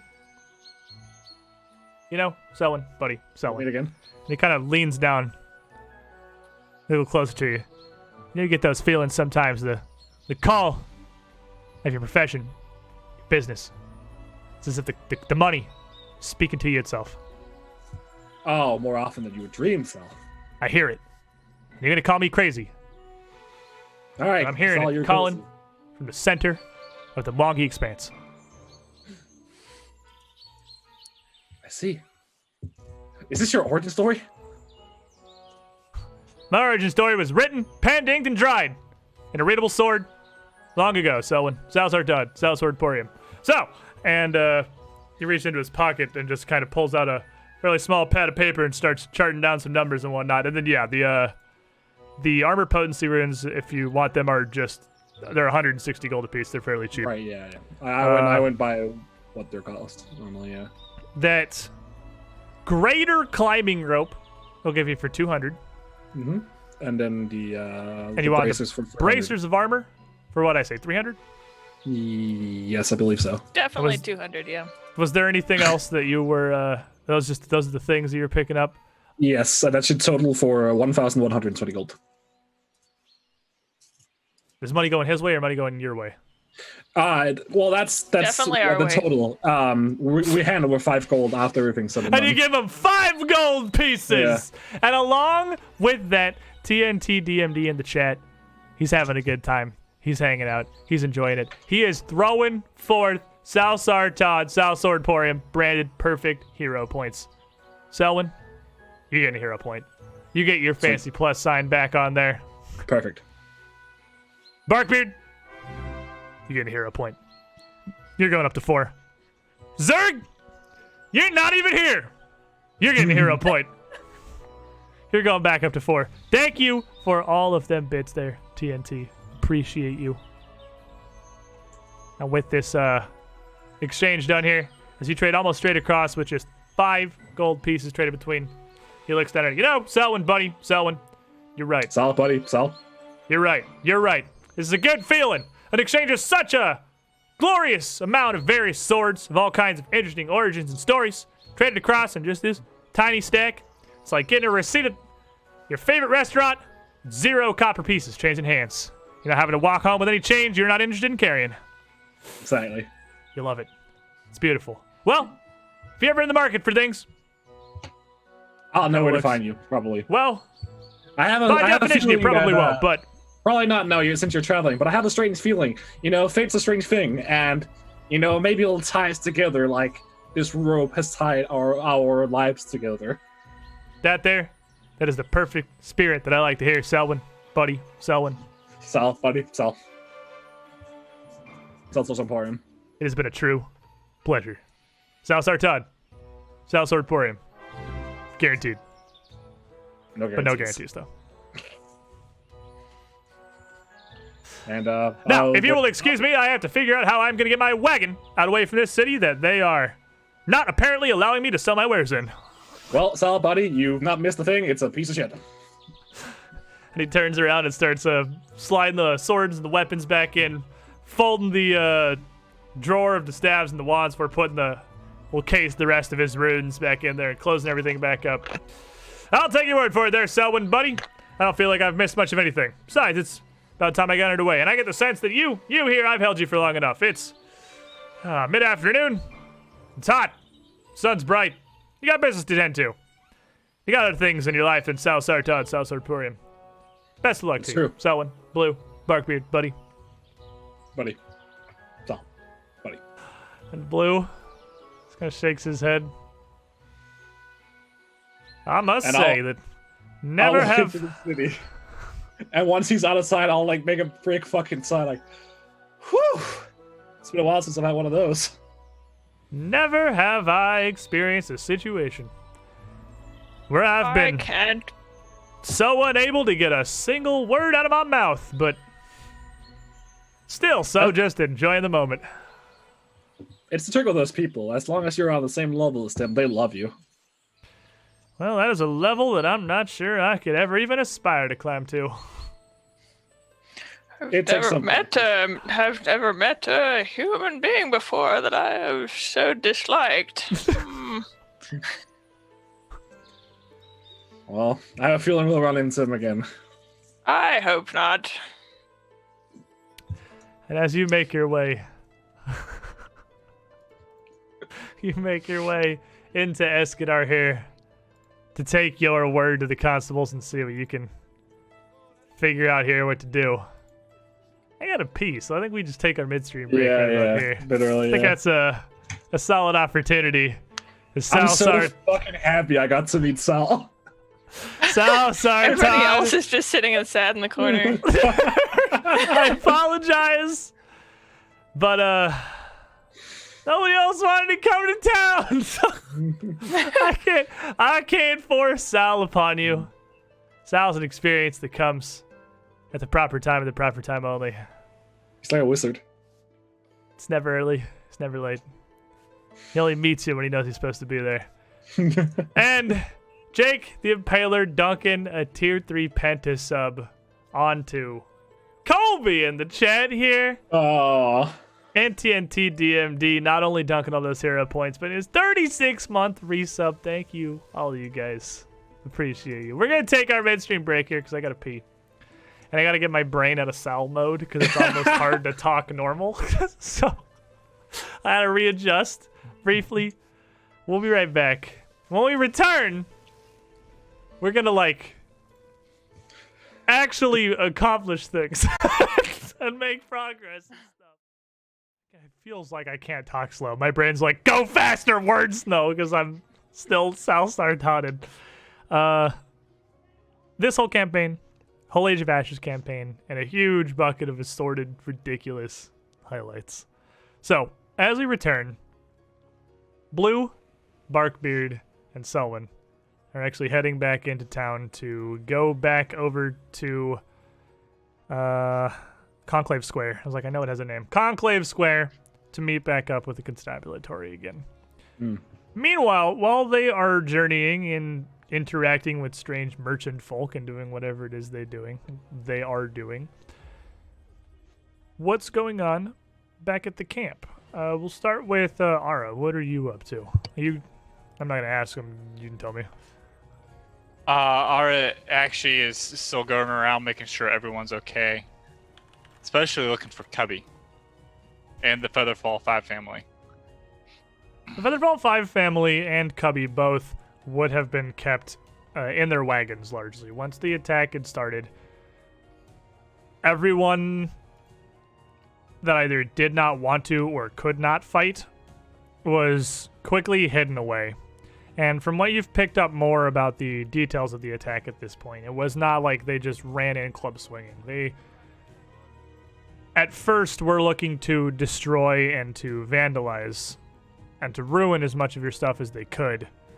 And it only became a fight once people like Ylva, specifically, and also Blue and Tulip weren't just standing for it.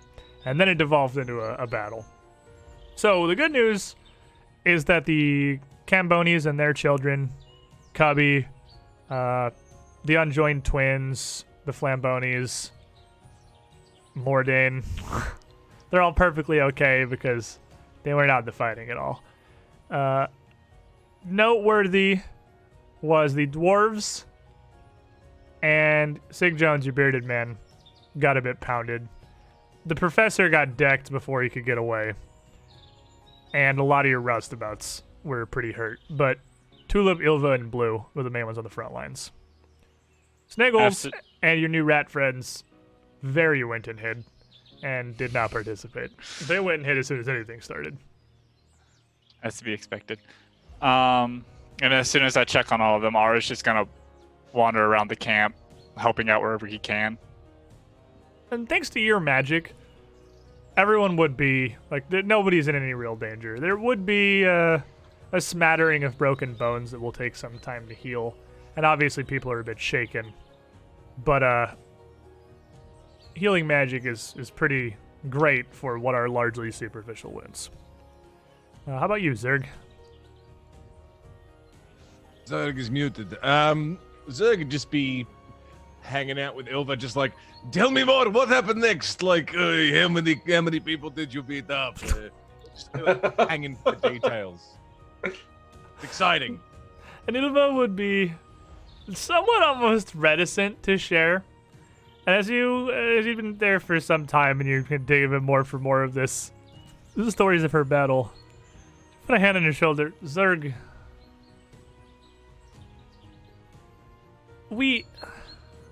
How do I put this to words? This is a subject of many stories of my people. Many of the tales that we tell. I did not fight because I wanted to or I enjoy it. It was just because I had to. There is no glory in this. This is true, but this is a little bit fun. Just a little bit. You start because you have to, but then you have some fun along the way. You're allowed as a treat. I suppose it is cathartic in a way. Certainly. Defending your home is not a fun thing to do, no, but you can have fun doing it. It's like doing the washing up. You make it a little bit fun, even though you have to. Just kind of laugh at that. I do not know how to respond to that. Years of telling stories, and again, Zerg, you leave me with no words. But it I is. have nothing either. It's good. All right, Arvis. How are you? What are you doing? Just sort of adventuring in the woods with Masako, and if she all came, that'd be great too. We're just sort of palling around, playing, just sort of enjoying being outside in the freedom. She's got a lot to think about. Lots happened. And then after, eventually would want to apologize to Sheol.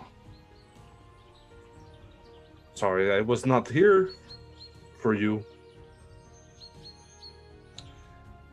I will not make this mistake again. So it takes some time. Sheol would not come out while you were out with Masako in the Vale, just doing dog things. But when you did eventually come back to Sheol specifically, he would seem to have calmed down somewhat. And as you wait again outside the cage, at a distance, of course, he would slowly pick himself up and walking almost on the very edge of the cage, trying to very explicitly avoid the bits of burnt grass and almost stay as far away from it as he could. Come out to the door. Not all the way out, but to the door. With his head just kind of hanging out, looking down before you. It's okay. It's okay. I might even spend the rest of the day building a little impromptu shelter next to his cage, her cage, where I would probably spend the night if she doesn't eventually come out.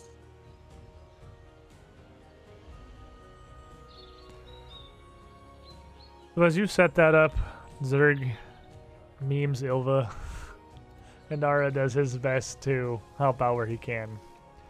So that would embark Beard arrive back at Conclave Square. You make your way in the front door, but a squire looks up and sees that again it's you. Briefly contemplates his choice of career.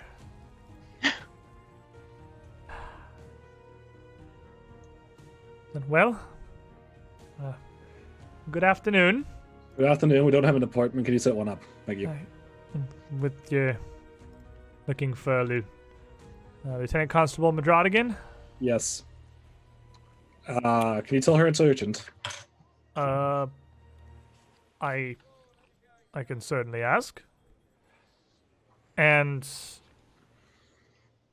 writes some stuff on a brief piece of paper and stands up. And one moment, I'll let her know.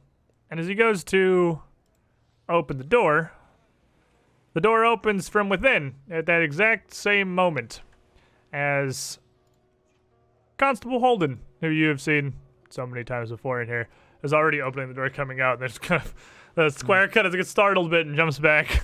Holden's a smile on his face, waves a brief hand before walking through the door and then seeing you and Barkbeard, and he raises his other hand again. Oh, hey, it's the I know this. You gave me a flyer. The Circus of Wayward Wonders, yes. Wayward Wonders. Oh, I'm terribly bad with names. Wait.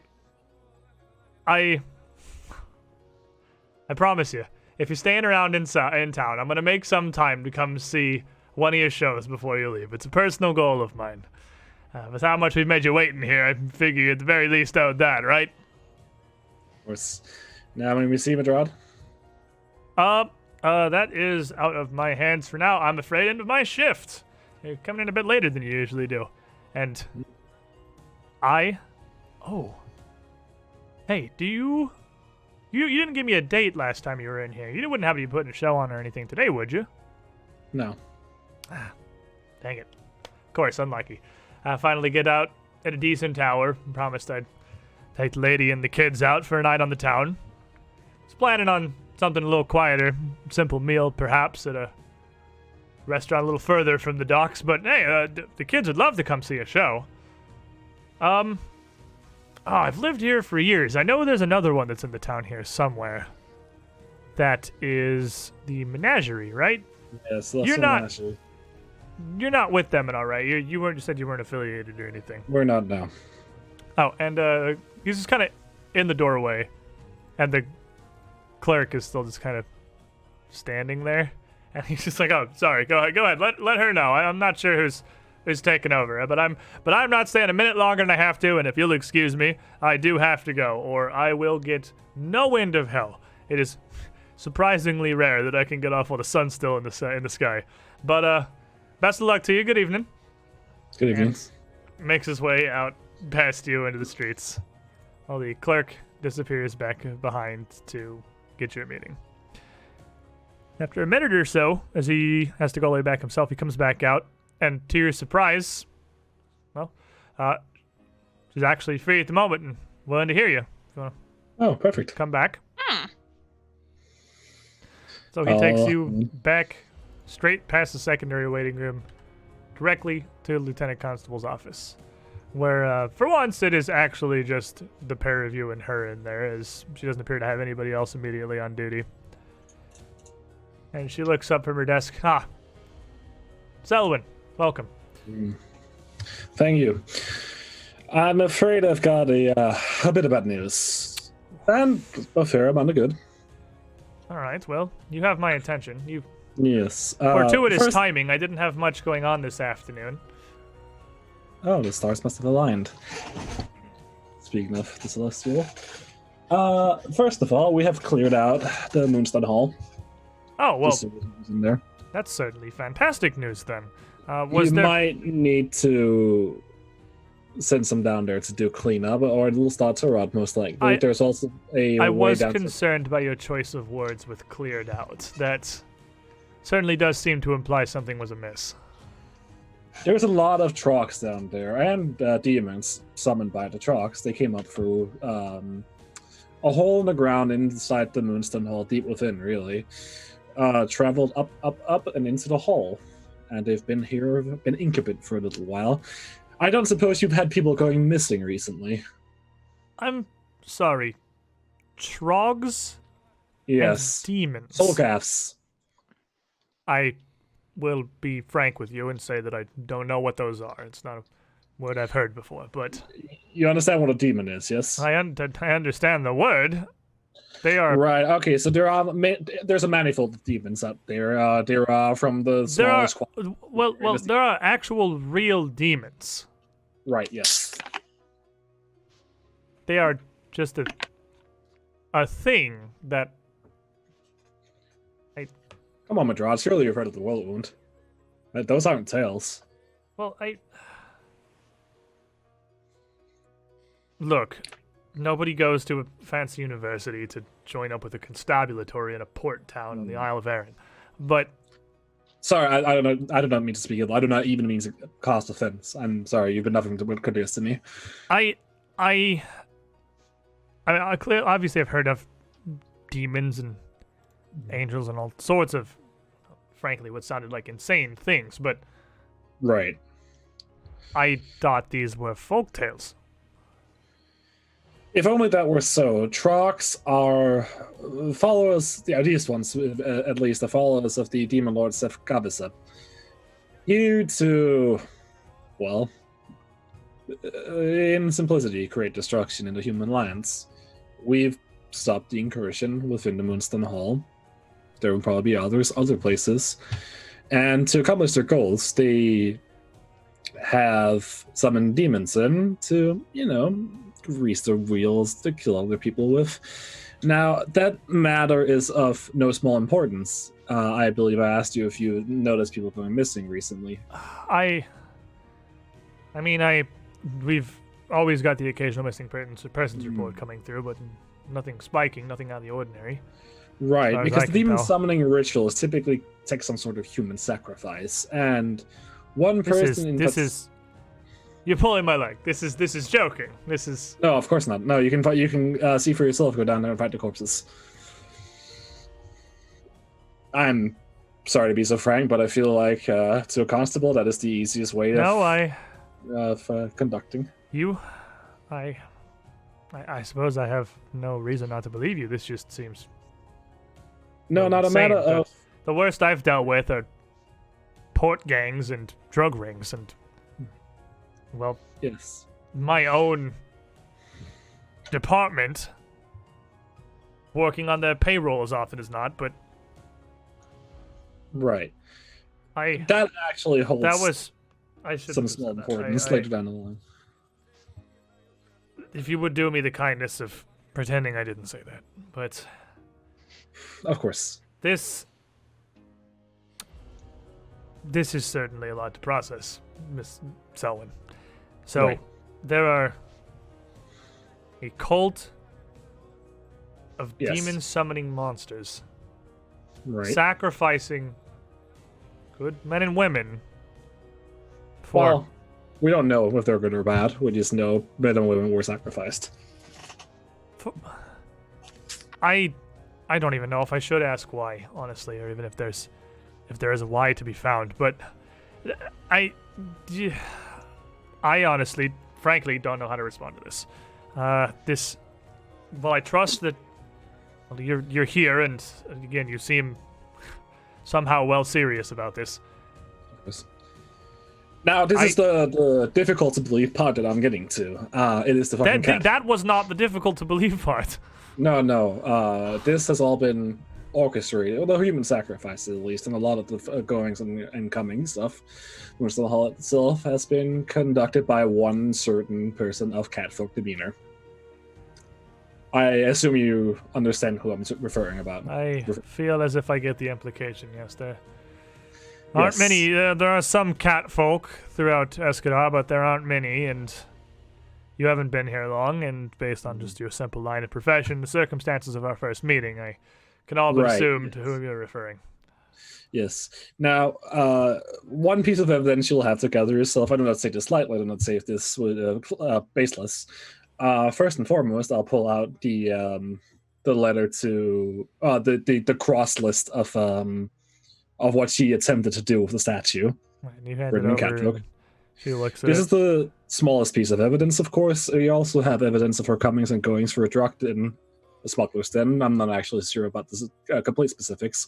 I can direct you to where it is. They can confirm that she's been going from there to the Moonstone Hall itself. And finally, and I'll pull out the letter she wrote to the Soul Guide leader down there. There is this. Well, at least I can read this. Well, actually, what language was that in? Was that in common? I think it's in common. I think that one was in common. Yeah. Let me double check real quick. I know that the checklist is in Amurun, which she definitely can't read. Yeah. And this, where the heck is it? It is in Draconic, so she can't read that either. So, to hand her these two things, I'll admit, not only can I not read either of these, I don't recognize either of these languages on a base level. One is catfolk, one is Draconic. This, Aberrant. yeah, what time is it? I believe we should still have scribes on staff who can I translate can, this for me. if you send one person to transcribe the Muron one, I can do it on the Draconic one, and your scribe can verify that it's the correct translation. Right. And she would just kind of lean back and yell out, Reginald! It's usually it's been a hectic evening. I apologize that we're not as organized as I usually am. Reginald! I mean, of course, normally I have a constable here on staff to aid me in such matters, but Constable Holden needed the night off for some urgent matter or another. So, I'm working on what we have here. One moment, please, if you'll wait. Urgent matter? I thought he was simply off. I didn't get much of the details. Some family matter he had to deal with, and she heads out the door, leaving you, Barkbeard and Blue here. And Blue, I thought I was the one that needed a cigarette. He's not having a great day, is she? She's wound tighter than a Yes. month-long clock. She does have quite a bit to deal with. I mean, fortunately, yes, fortunately, I feel like maybe it is only going to get worse, as we also tell her that our circus was lit on fire, but such is life with the life of a constable, I guess. Well, I I don't must know. say, based- Barkbeard, I'm impressed. It's your best performance so far. He's barely said a word. Exactly. Well, I didn't want to step on your toes or anything. You seemed awfully proud of yourself and all of your evidence, and it's really rather endearing, if I do say so myself. You shouldn't. Well, it's okay, I'll say it anyways. After a moment, she comes back with a scribe, a middle-aged gentleman, dressed somewhat similarly to most of those that are in here, with a few books stacked up in his hands, and he nods to each of you as he enters. And the constable motions to him, this is one of our scribes, Reginald. He's a language expert, and hopefully he'll be able to translate these for me here so that I can corroborate what it is that you've told us here today. But while Do he you is want me working to on... write the draconic one, and he can verify. Quicken the job. Reginald, leave that to your discretion. And he would kind of nod. That would make it a bit easier, I believe. It's easier to verify things than to translate them from scratch. Yes. I don't speak Amoran, sadly. It's one of my failings, I admit. But Well, if you want to, the I'll hand draconic you a should be piece of fine. parchment. If you want to write me a transcript of this second document here, this draconic one, I'll get to work on this Amoran. Yes, and I'll very quickly just scribble it down because I've read it a couple of times. I can almost recite it by heart. So I only I take brief glances as I'm transcribing it. So as she sits back down and kind of motions to Blue here, well, And I'll sign it as the fucking cat instead of Mr. Sixlight. the fucking cat. She motions to Blue. This is a new one that you haven't brought here in my office before, so Yes, he is a former employee of the Celestial Menagerie. It's just extra testimony of criminal wrongdoings and otherwise. Now, Blue, would you do me the favor of telling her why you were sent to the circus on the night of her performance? Blue nods and stands up and kind of straightens his vest a moment before bowing deeply across the table. Miss Lady Constable here, I'm sorry, I don't believe we've been properly introduced. My name's Blue Crescent, formerly of the Celestial Menagerie, but now here with Miss Selwyn's employer, the Circus of Wayward Wonders. And holds a hand out across the desk, and she just kind of looks up at him and briefly takes his hand. Lieutenant Constable Lieutenant Madrad. And he smiles. Well, truth be told, Miss Madrad, this story here does put us in a bit of a bind. It's never a good day when one has to be brought forth to rat out his former employers, but I'd be lying through my teeth if I didn't say this opportunity didn't put a little bit of a smile on my face. And he would recount a lot of what had happened with the Menagerie and Delamar. How Mr. Dusklight had sent Delamar here specifically to undermine you as much as possible, and that a lot of what he had said originally was just outright untrue. Like he did kind of make up a bunch of crap. initially in that first meeting. But then following up that himself, Delamar, and he named that other lady as Rana, had come through at your opening night to basically assault the group of you, shut your show down, try to do whatever they could to force an altercation, to just literally beat everyone away from the tent as they could. And as he's talking, as he gets through there, he pulls out a small folded piece of parchment from his vest and places on the table in front of Constable Madrad. Now, I know this is all just the word of one Connie against another, and working in your line here, you're not going to be terribly well inclined to believe either side of this. Word of mouth only gets us so far, but that there I can give you are some direct and plain instructions in the Taldan tongue that I'd like to hope all of us here speak, read, and understand. As to the events Delamar led us to on that opening night for Selwyn and her Circus of Wayward Wonders.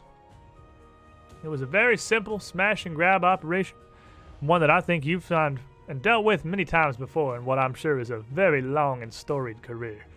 But rather than grabbing diamonds, coins, or valuables, we were there to steal the spotlight. Go ahead, take a look. And as she opens it up and starts reading through it, goes, well, I can't exactly verify whose hand this is written in. It certainly seems damning enough, given the situation. Well, Reginald, how's it going? And he hands her a quick translation of the Draconic thing as she reads that again real quick. Got Night of the Secrets of the Moonstone Pools, the Diadem. These names are, well, certainly not local. Shrasek, Uzenshell. Oh, I guess it would be fitting given a strange language. Something got a ghost in here again. Not going to be here to tell me that there are also real ghosts that exist, are you? Well, now that you ask. There's also ghosts down there, pompous bastards. Well, Rather, there were. I don't know if there are still any left. your god That's demands true. sacrifice. Let their flesh empower your rituals. Gruesome, isn't it? Terribly so. So, Evandale, raid 16 people coming in as we're laying the groundwork here for this final act. Welcome, everyone. Thank you for the support. Hope you enjoy. She kind of puts that down. All right, so I take it's based on what you've told us here. If I head down into Moonstone Hall and whatever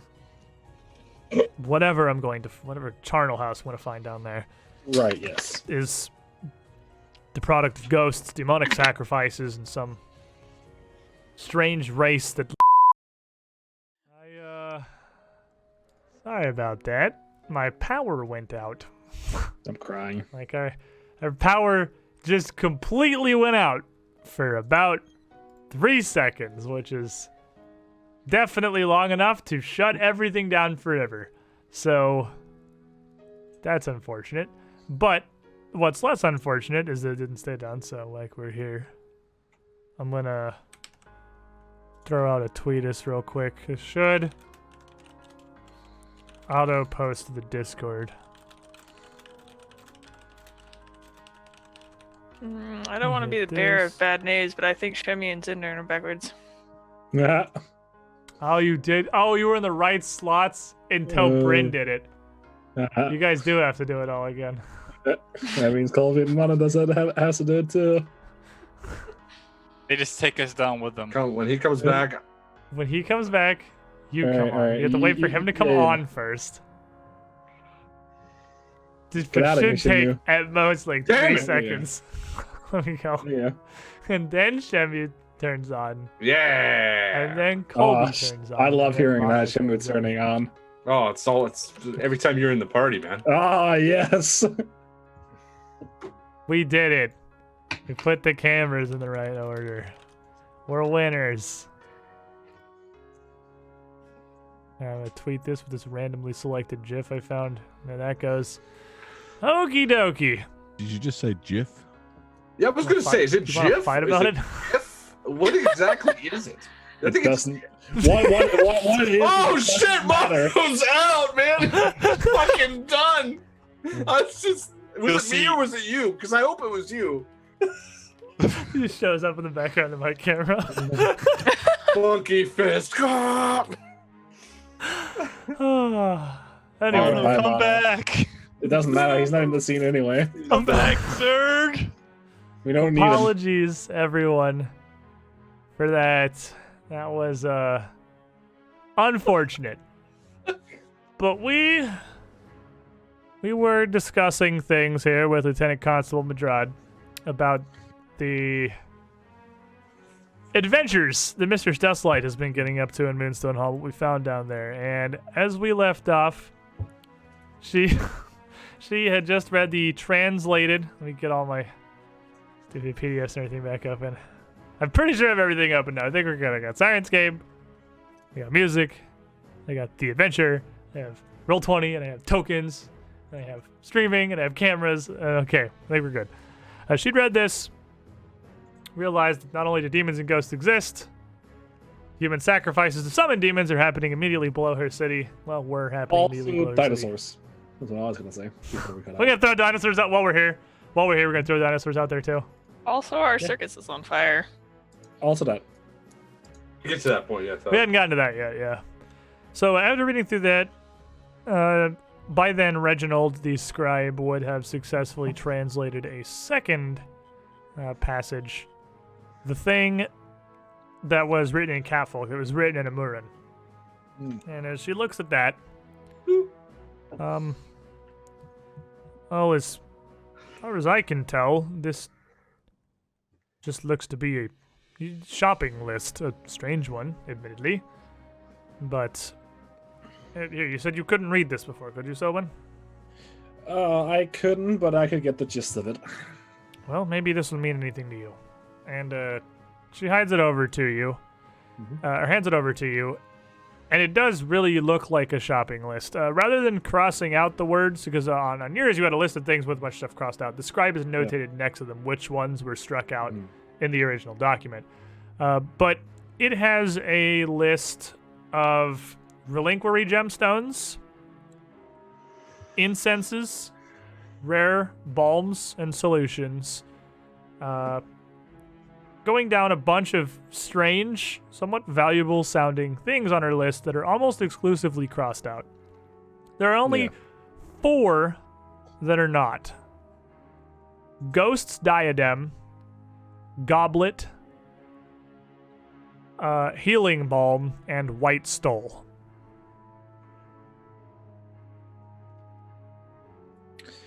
This could be one of two things. One, it could be. I imagine it's the thing she plundered, and what's left is what she didn't get to yet. Yeah, everything on there does seem like it would have some value, to be sure. But it does seem a very odd collection of items. That would be fitting, perhaps. I think she's found in Moonstone Hall, maybe. Doesn't even mean anything to you. I would know if the 4 crossed out that aren't crossed out because those are items in our possession gifted to us by that ghost. You would hold your hand out and take the list back from you. So, Ghost's Diadem? Yes, our druid is currently in possession of that. It was gifted to her by the ghost Soul, a former caretaker of the place. So nothing about this today is going to be simple, then, is it? Is No, there anything nothing else ever that we is. are going to be translating here? Are these... No, I believe that is the extent of our evidence. well, Well, then, they did also attack our camps today. It is currently on fire. Your camp somewhat. is on fire and you're here. Well, it's not on fire anymore. It's more smoldering. Yes, unfortunately we walked back to it, and it was a sad sight, I tell you. Reginald, thank you for your assistance. You are dismissed. And Reginald would stand, gather up his various dictionaries and translation tomes, and bow his head to her and then to you and head out of the room. The demons did this? The Trogs did this, summoned the demons, and I believe that Mr. Dustlight provided sacrifice for the Trogs to, well, sacrifice. No, I'm sorry. The fires. The campground. No. Mr. Dustlight does this. The Celestial Menagerie. Well, this is a lot to process, admittedly. These claims of ghosts and summoned demons and trogs, ritual sacrifices, but through all of that, not that it's not, I suppose, unbelievable isn't the word I'm looking for, although it is quite literally unbelievable. Of course, I'll verify this myself. I'll have to figure out what exactly we can do here, because if there's, again, cults and demons and ghosts down in Moonstone Hall, I don't know that it's safe to send guards down there, but you said it's cleared as far as you can tell. Yes, although I wouldn't fuck with the statue down there. That's something we didn't fuck with. Also, not for lack of trying from some people. There is one. We wouldn't have to warn her off of it if we had figured out what it had done. Well, there is one statue carrying a goblet. Just don't fuck with that. I'm fine. Well, as I've said, today is a slapdash and very busy day for me, unfortunately. But with all this that you've given me, which is a lot, and the testimony of Mr. Crescent here, I figure this is the reasonable burden of evidence. Truth be told, this is not the first I have heard of possible misgivings on behalf of Mistress Dusklight and some of her employees, but this is certainly the most brash. So, tell me exactly what happened, and you can, assuming there's nothing you need to leave out, just tell her the details of the attack. Yes. Yep. Alright, you've done a lot for me so far, and I put some trust in you to head down into Moonstone Hall and, well, clear out this plot of land, and admittedly, I find myself near stupefied by your efficiency. I had no idea of what there was down in Moonstone Hall, and I hope that you don't believe I sent you down there for any kind of ulterior motives. I frankly still don't know what to make of your report on that front.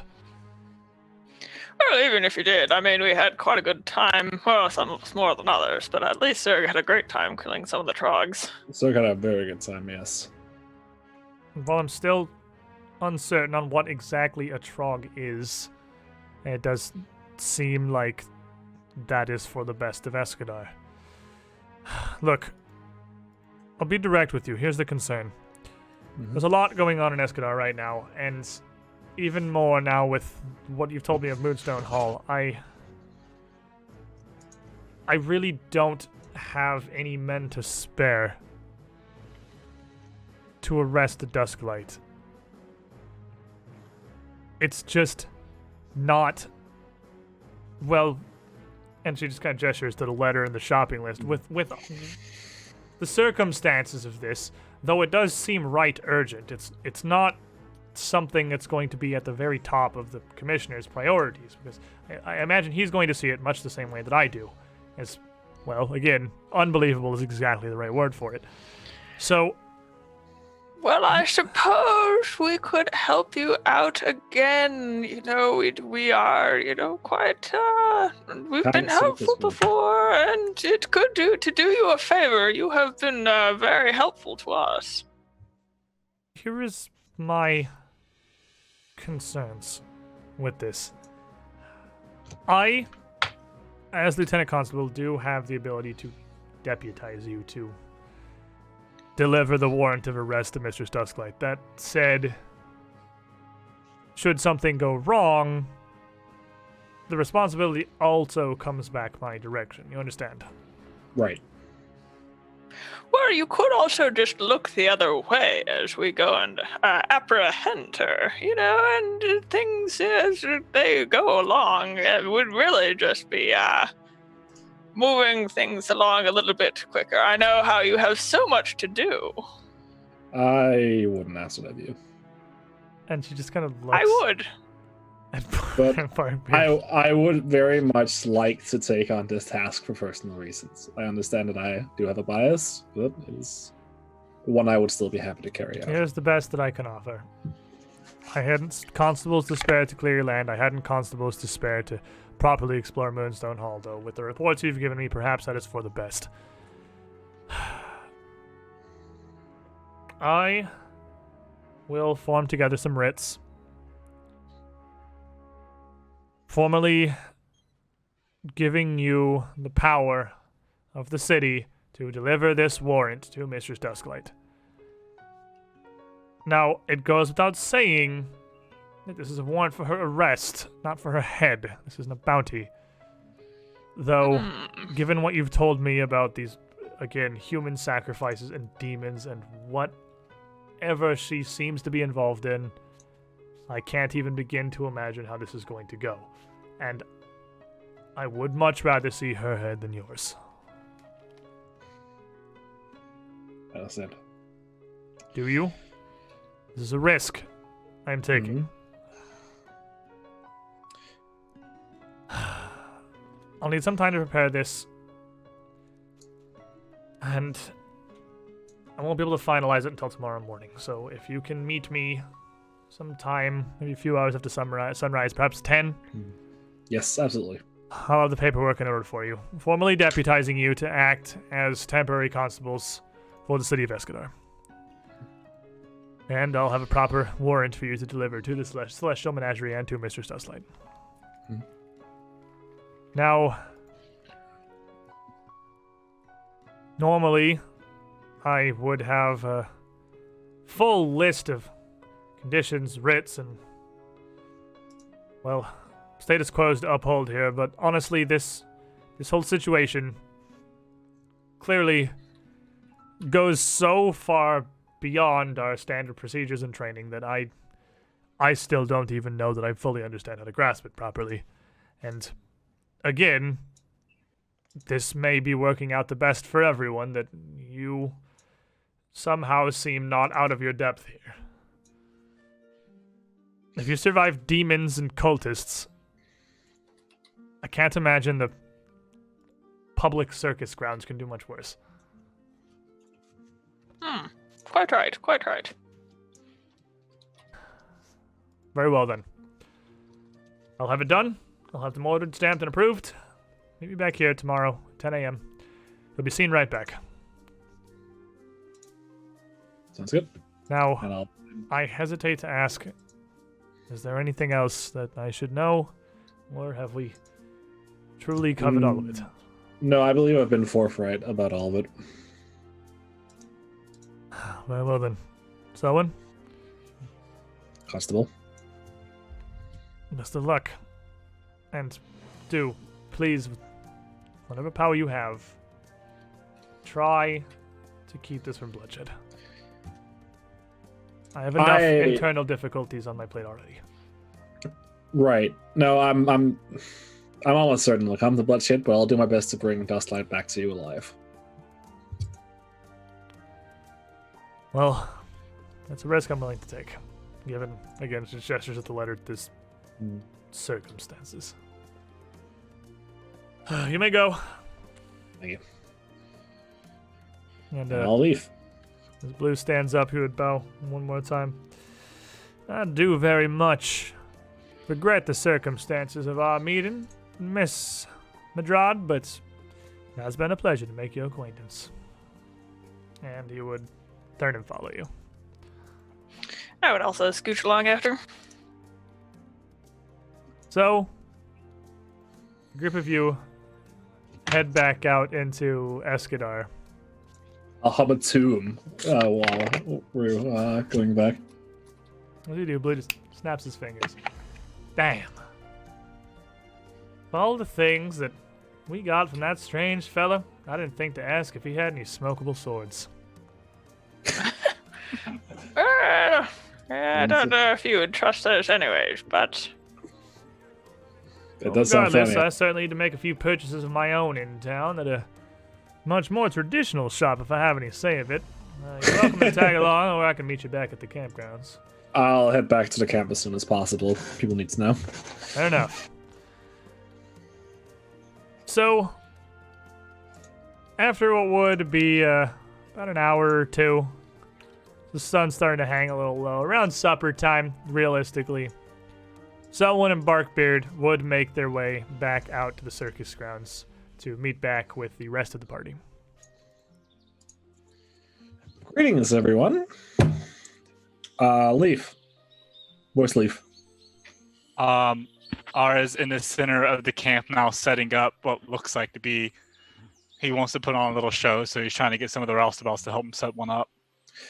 Leaf, I have a favor to ask. Yeah. I got these armor runes. Can you help them into the armors they need to go into? Yeah. All right. That sounds easy. Mhm. Everything sounds easy. Yeah. There's one for you. There's one for me. There's one for Sir. And there's one for Arbus. Not one for Barkbeard? No, you got something else. Oh. Sucks to be him. He's not part of the group. What does it do?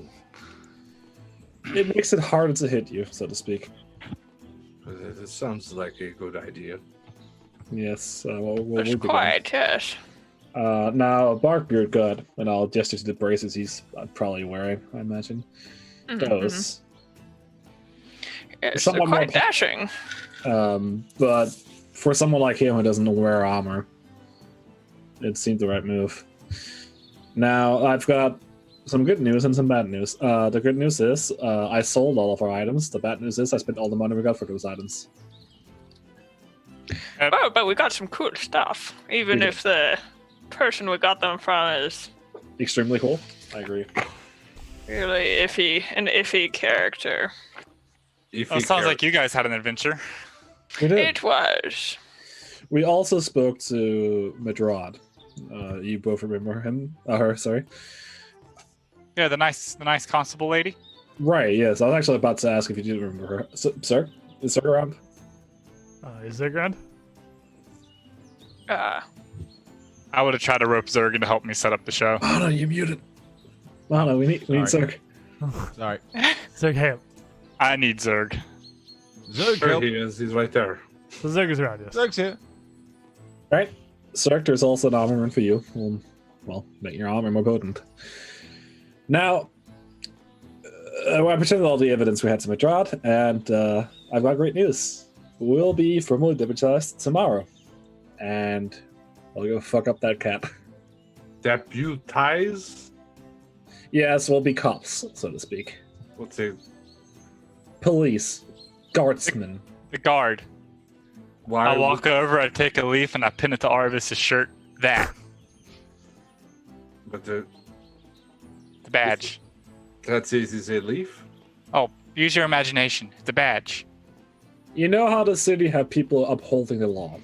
I understand you do not follow those laws typically, but No, I try I've not to. The wind tells me where. Right. But there's those who uphold that. This is what we'll be a part of for a temporary duration as we go in and arrest us. Like, it'll give us the right to go in there and tell her. I "Sup, do bitch?" not need the rights to anything. I am the Stormborn. I can. Right, but the Stormborn does get interrupted quite a bit if the constabulary is on our asses. God damn it.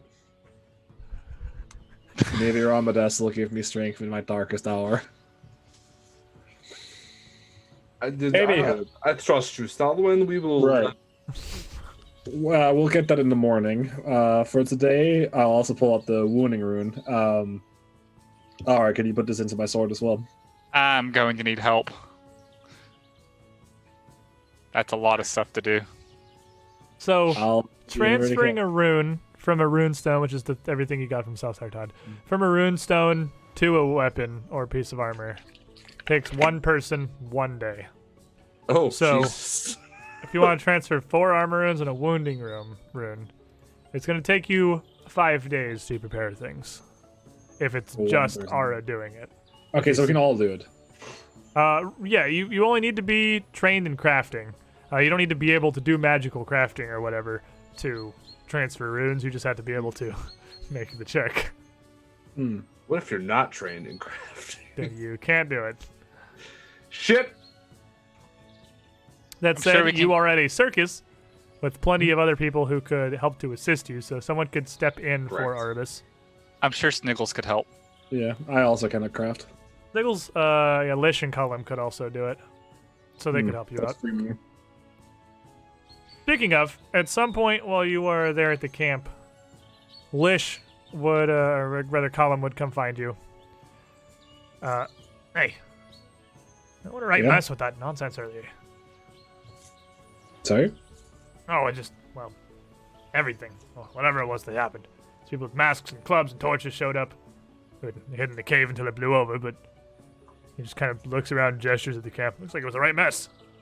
It was, yeah. We weren't here, but we heard it was. Ah, no, we. Wise words. But anyway, you gave us a couple of things to look through, and, well, then you disappeared on us. Well, I forget what a lot of it was. And he, pulls a bag around and starts pulling out some of all the little bottles you had given him before. And so you have... Are you ready, kids? Give me a moment. I will be. Alright, ready? You have a potion of invisibility, which is exactly like the 2nd level invisibility spell. You have 1 dose of Satilish oil, which is an injury poison. You can poison a weapon with that. It does some damages. You have a lesser elixir of life. You have a potion of quickness. Alright. And then, because these have been hoarded for so ridiculously long, give me 1 moment, because I need the PDF for the first book. You have... It says 4 potions on this page. Aha!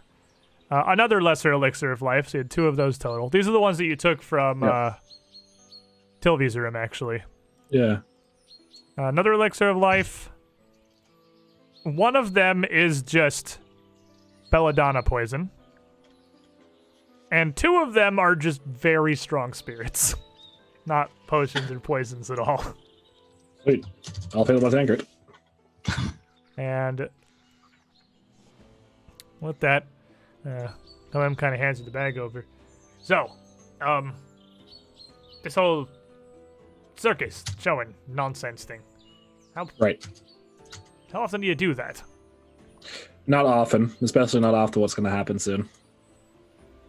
Oh, I see. This is an opposite approach to what I thought you were taking. I figured we'd be up and leaving, moving somewhere else, with less fires and big men with clubs.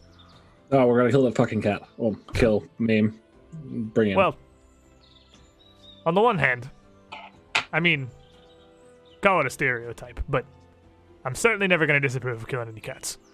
But, I feel I don't have the requisite knowledge to understand exactly what's going on. Maybe a little bit too new to this particular show, so we'll just stay out of here and leave you to it. But, you did tell us this wasn't going to be danger. Well, we didn't think there was going to be. You can't account for all things. Speaking of, for us to ensure there won't be danger, can you and your EOS help us put some runes into our armor so we can go fuck up that cat? Runes. I don't think I've ever messed much with runes, but it's pre-made magic. Is it not just transfer the thing over to whatever it is you want it to? I understand a little of it. It can't be that complicated. If we can figure out potions and poisons, surely we can do that. Sure, why not? We got nothing else going on. So, is there anything else that the group of you want from today?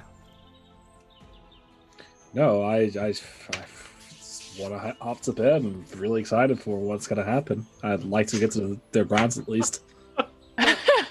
Really excited. So ready to beat some ass. Yeah. It's go time. So, the next morning, you wake up, readying your spells and everything, your morning meals as you always do. Around 10, at least Selwyn will be in town to quickly meet with Lieutenant Constable, get all your proper authorizations, the warrant for Mr. Justlight's arrests, and the various writs signed and in order. Throughout the day, anybody who is at least trained in crafting, which are there at least 2 of you? I know Ara's obviously great at it. Great. Is it just Ara? Yep. Fuck! I thought we had other people. Can we hire someone? So you have To help. Ara, Kalim, Lish, and Sniggles, who can all do one. What about Ulva and And, I mean, Sig, your bearded man, he's kind of like the head roustabout. He He can did it roll last for time. it. He can roll for it. He's the one that put the rune in this Yeah, he someone's did it the sword. first time. Oh, there you go. He did the I remember first that. one. My aspiration. Okie dokie. I aspire to This be is as good as he is. a 5th level DC, you say? That's a solid DC 20. So if you want to give it a Sig, because he's really the only one around that can really help you out with it, you're a master in crafting, Ara, and the 3 rats basically can't fail. So the only one I'm going to roll, and I'll let you choose what rune it is for, is whether Sig succeeds. The weapon rune. No.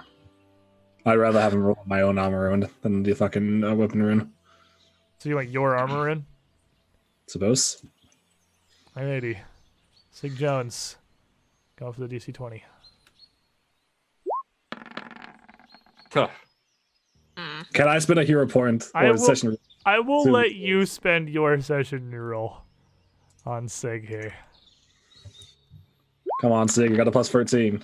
Hell yeah! What a He's god. in there. Nice. He's got him. So over the course of the day, by the time the sun was going down around 8 in the evening, you would have +1 runes in all of your armor except Barkbeard, who has the bracers, which means that everybody's armor class is increased by 1. I believe there is a field on the character sheet Well, item that bonus, is the yes. item. It is just an increase to your item bonus. Okay. So that just pops up 1. Sweet. And as well, Selwyn gets that wounding rune in her sword. So you have +1 wounding striking short sword with your rings of doubling to go very stabby with. Mhm. So it is late in the evening as the sun is going down. You would know, as you had worked for them for some time, that this is the time that Celestial Menagerie is open to the public. Pretty much every day at sundown, they open up their sideshow, their midways, and sell tickets for the evening show. This would be the time that it would be the most packed and filled with the public. If you were wanting to go in when it was empty and hopefully less guarded, it would be literally any time but now. But if you wanted to slip in when they were mid-show, this would be the time. I don't think we should sit to their level. I think we should wait till the morning. But it would be. I mean, imagine if we sent Mr. Batsky and. Right, but what if you cast a lightning bolt, you hit a civilian? I don't. They tried to burn my wolves, Selwyn. I understand, but we can't endanger innocence. I know. It's just. I'm very angry. We're all angry, Arbus. We gotta wait. I'm mostly excited, but yes. Okay. Excited with a tinge of angry in there. Mostly like murderous rage, but yes. So, the next morning, that fateful toil day, you wake up a little before the sun, readying yourselves, I imagine, much as you did to head into Moonstone Hall or into the Hermitage or Pull any of down the the other mask. times you've just been assuming you're getting ready to go fight for your lives. Hopefully, at least in Selwyn's case. But this is a little bit of a different situation. This is the Celestial Menagerie, and you've all got a pretty storied history with them, regardless of how unpleasant it may be. So, before we head over, Selwyn, as you awaken that morning, knowing at least, or hoping perhaps, what may happen, what does your morning look like?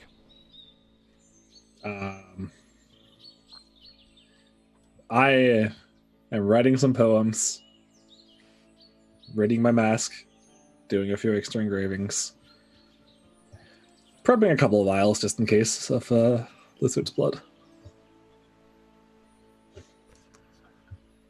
Kind of alone in your own wagon, just getting in the mind, focusing. Mm-hmm. What about you, Arvis? I would spend some extra time with my wolf children this morning, feeling bad not being there for them. But most of it quietly, eyes closed in the tree, just listening to the wind and nature, just getting ready for what's to come. Darkbeard?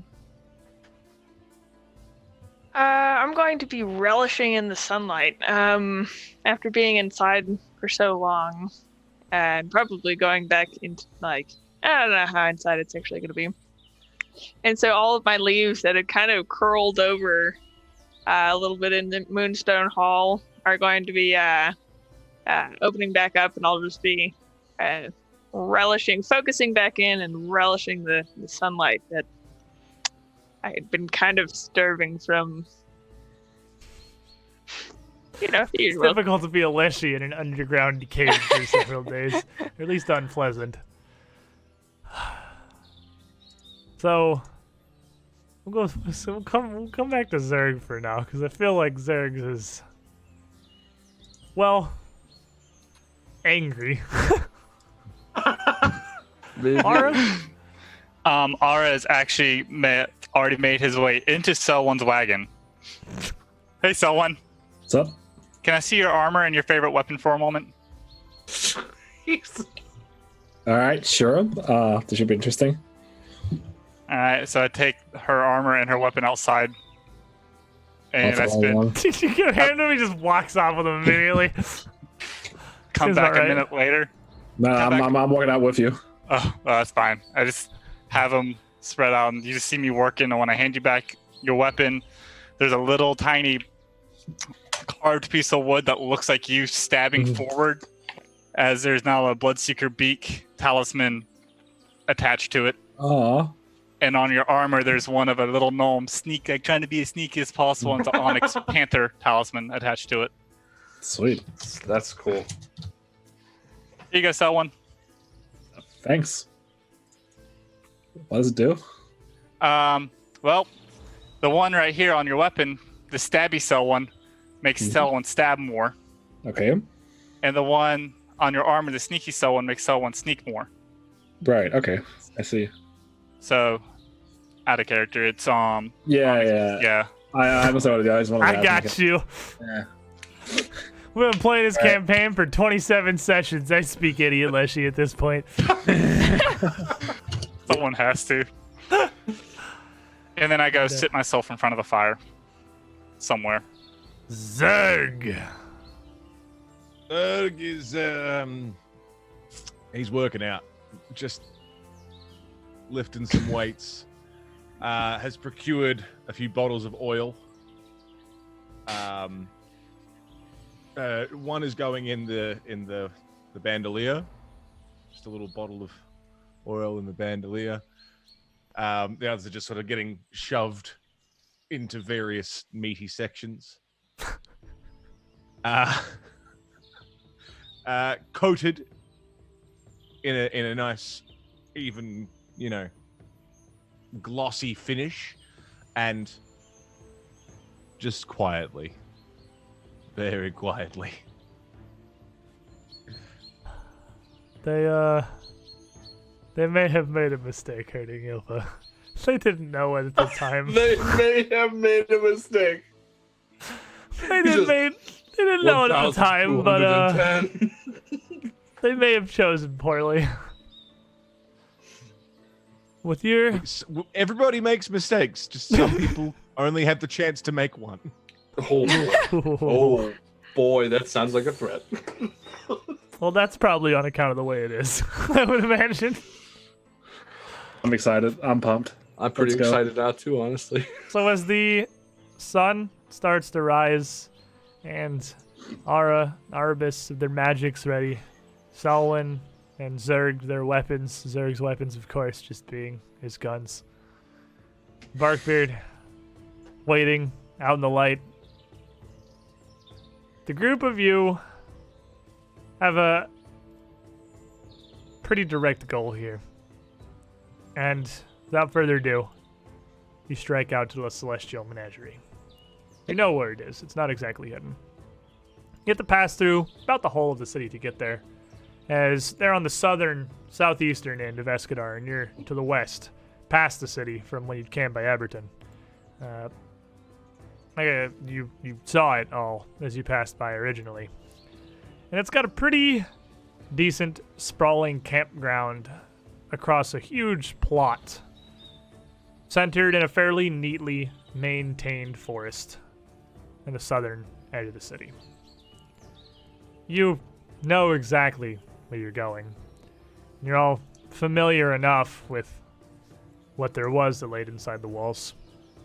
And as the group of you head around to the southern approach, knowing that the, like pretty much any amusement park, all the ticketing and personage is handled through one single entrance on the southern side.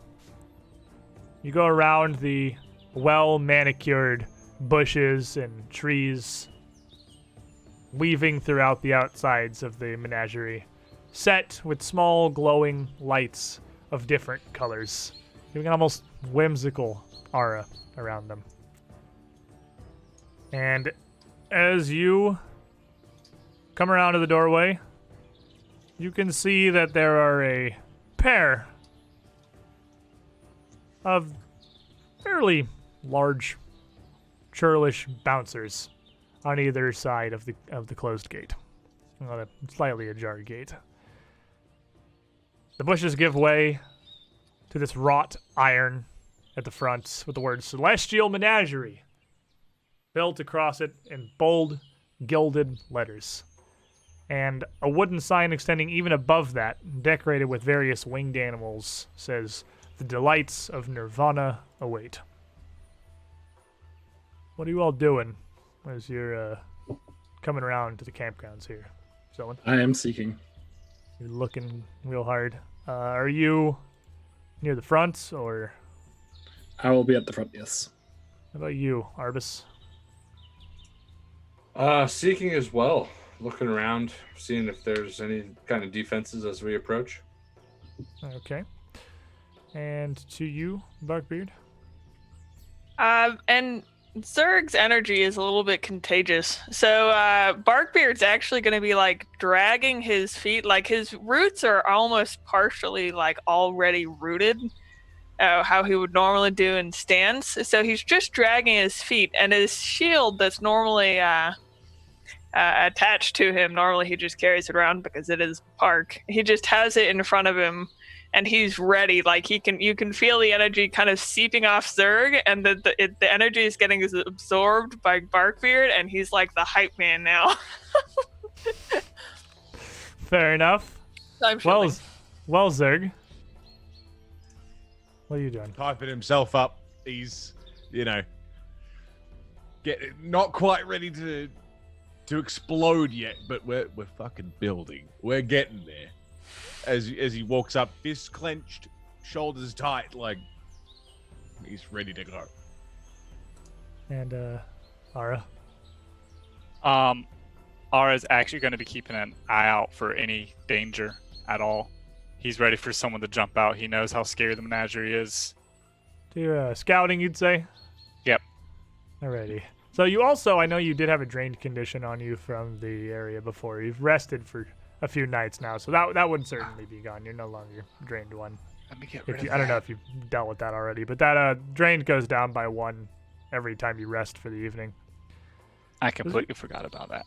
As you approach the gates, these 2 gentlemen here look across the group of you, and Selwyn, you got your demon mask on? I have it on me. I haven't But pulled it down not yet. on your face at the moment. No.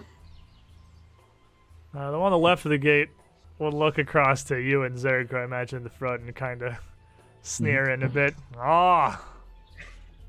There, look at this one, Othok. They coming to get the beatings themselves. And the other man kind of steps forward and puts a hand out. Aye. You ain't welcome here. Scoot if you know what's best for you. Gentlemen, I'll give you exactly 1 moment, 1 chance, 1 opportunity to fuck off as soon as possible. And I'll use group coercion. Oh Alright. shit! It's gonna be a 1 lower. 35. What they, 35's pretty freaking good. That critically succeeds. With a Fuck off. critical success here, they're both surprisingly scared. And, Wolfthog kind of looks back over. Oh. We can't let you in. Well, that's Yeah. too bad. We're going in. No. And he just kind of starts reaching for. You can see he's got a big old club next to him at the edge of the gate in the tree line here, like he was ready for possibly something. Are you really sure you want to do this? And Vertog, looking down at you, steps forward a bit. The sweat running down next to his eyebrow. You gonna make something of it, are you? I punch him. I was gonna say, can I Oh wanna step shit! in? It's too what? late. You said it. I was about to say, I want to step in. I wanted to try to group coercion him too. Okay. I mean, Zerg said punch first. Mana's Yeah. about to punch. I walk forward. I want to produce flames straight up in the air. It's like I don't want to make something of it because I can't hold back, and I'm very angry right now. And I want to try to group coercion him. With Okay. Zerg rearing up the punch. With a 31. With them already frightened too, that critically succeeds again. Oh my god. So Old Thok pulls his hand back. Aye. Fine. Ain't nothing for you here. Oh, that is why you're so very wrong. And I'll start walking. So, here, friends. This is the Celestial Menagerie. As they are going to open the gate up for you and stand aside. Gonna nuggetize everybody. Oh, thank you, Shemu. Oh, Bryn, you're awful. So that I can drag everybody in as easily as possible. I do try, yes. Just So on the you- way through the through the gate as we pass them, Zerg's just kind of gonna like fake him out, like He's gonna shy back and put his hands up. He doesn't want none. He doesn't want none. So you move past the ticket, past the front gate here, and up to the entrance of the menagerie grounds. It looks, it's been reorganized a bit. It's laid out a little differently than you remember, but the front of it seems to largely be the same. Directly ahead of you is the ticket booth, a fairly simple white plywood painted hut decorated with images of animal-headed angels bearing colorful streamers and musical instruments. You know, the midway resides over on your left, where they have all kinds of variously rigged games for their carnival goers to partake in. And this would be a part of the showgrounds that Selwyn would have probably had a lot of hand in managing while she was here. And over to your right Arbus, you would certainly know the Glen of Uncommon Wonders, which was where Mistress Dustlight kept a lot of her prized animals and creatures in certainly less than good conditions.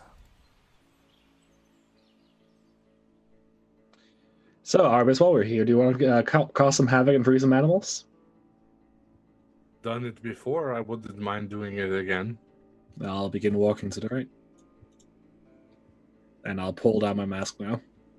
So with your mask down, as the group of you come over towards this area, as you come into this kind of sheltered little glade, still more surrounded by trees and bushes and a forested area, more than by actual walls, you can see that each of these cages is filled with a different mythical creature of some kind. You know what? First, That's not a unicorn, but I'll take the Pegasus.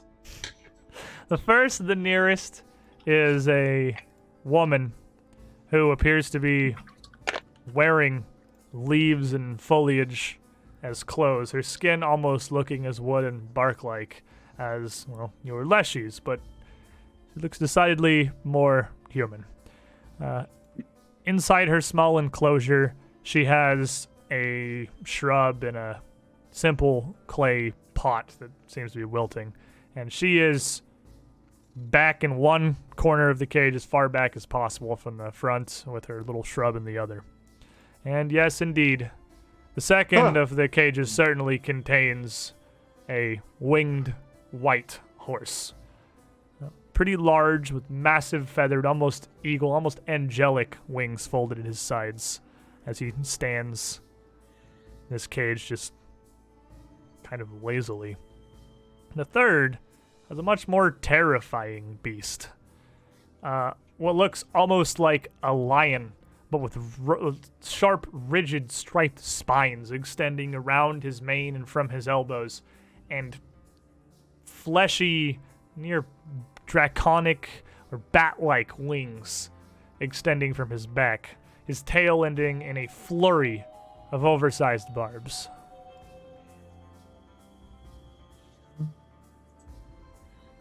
Well,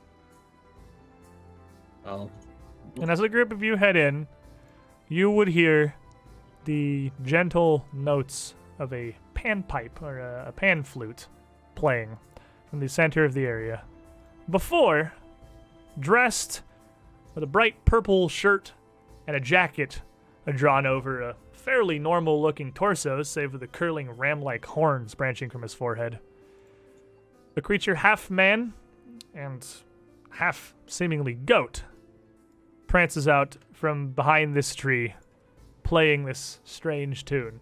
Behold, the Glen of Uncommon Wonders, as he steps back from behind, playing a riff on this flute accent, and stepping back around the base of this massive willow tree, pushing its fronds away with a dramatic gesture into clear view. Feast your eyes on our celestial sights.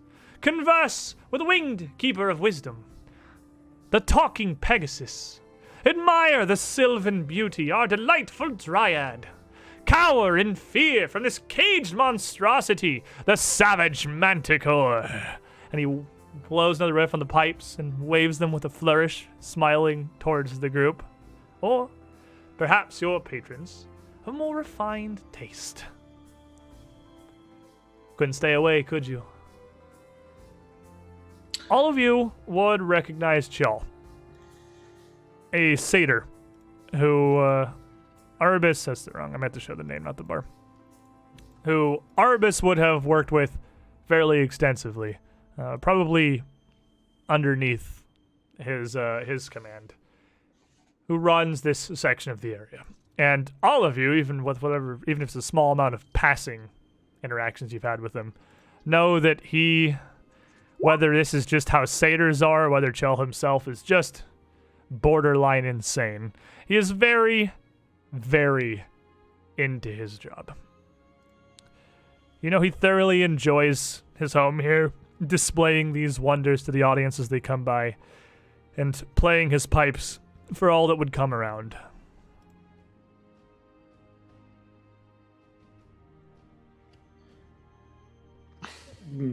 I'll ignore him and walk up to the Sylvan. Or the Fae. I'm with Selwyn. Where's Dusk like, y'all? As you, everyone kind of steps towards the cage here, and Arbus steps up to address him directly. He'd turn to you. Oh! Well, she's at the back of the Heavenly Gallery. She's rearranged things, you see? Somewhat expected that, well, you might come knocking with some of your number. She's arranged a test of sorts, a gauntlet to reach her. Many of her great new shows and delights, strung one past the other before her chambers. This is not a game. She tried to come and burn my wolves. We weren't doing anything to you. And I, similarly, have done nothing to you. Arbus, I know that you care deeply for all of these creatures contained here, and as Selwyn and I are looking over the cage that is pretty solidly locked up there. The delightful dryad Veronel! Here, an ancient from the Verudin forest, brought here to show her wonders, her control of nature, her strange yet magnificent form. I'll ask her into the Sylvan if she's okay. And, she would look out at you, almost with a surprised look on her face as you address her. And just It isn't looking so great in there. look at Shaw and look back to you. Have you come to free me? I say in Sylvan, yes. That is your wish? Please. And she gestures towards the potted shrub next to her. Please, they've cursed me with this. It's wilting here, as am I. This... I have to return. I can't stay here. And, Joe would pull his pan flute around and just kind of start playing some pipes again, just seemingly enjoying himself, just riffing on the pan flute as they're all standing around. Now, the I'll start walking towards the Pegasus. Yeah. Well, as he plays and sees you approach, he kind of just turns away from, He turns away from Veronel here and over towards the Pegasus. And, as you approach, yes! A majestic Pegasus. A horse blessed with the intelligence of you or I, Miss Dancer. Here, Arbus, even you, I think, would approve of his conditions. He enjoys the show, as do I. But they are not meant for these cages. You must know this. And Miss Dancer would step up towards the edge of the cage and just kind of huff. Those who set their sights high achieve wondrous goals. So he kind of turns his head to the side, standing in a clearly practiced and somewhat magnificent looking pose there. And a bird within a cage holds no beauty at all. Are you sure you're, you okay? And who, perchance, is one so small to believe her wisdom universal upon the world? An excellent question, but not an answer to what I asked you. Surely you'd be happier given, well, I'll gesture, not this. Please. Can I interest you in your job? And, Shaw kind of totters over again. I think he very well has a job. And a fine one at that. One that he so enjoys. Miss Dancer loves the attention. the praise, the awe showered upon him by the crowds, though these are usually his resting hours. Well, yes, but surely. Let's assume same conditions, but no cage. Is that not a preferable situation to be in? And he would just pick his flute back up and just start tooting away again. Would I know? Is there anything to that flute, the way he manipulates, or is this some kind of magical thing he's doing? I mean, if we got history, I would know something. You would know that he does play it pretty regularly, and it does seem to have some amount of a calming effect. But beyond that, nothing that you would know. Okay. But as he plays this second riff, Selwyn, Zerg, Arbus, and Barkbeard are all going to be overcome with a compulsion to leave. And will just start walking back towards the exit. Huh? We can't resist this in any way, shape, or form. You I shall- assume, he made hidden rolls. Shit. Guys, So Where I you- can where are you give going? Each of you, I as he was like, plays his pipes, would kind of realize that this isn't really the way you want to handle things, and this seeking vengeance is really outside, well, what's right or what's appropriate given the time. It's been a year since you've been at the menagerie, and these animals seem happy enough, and perhaps things have changed, and that you should go home. And you are magically compelled to believe and act on these things. May have gotten carried away with Zerg's drive here.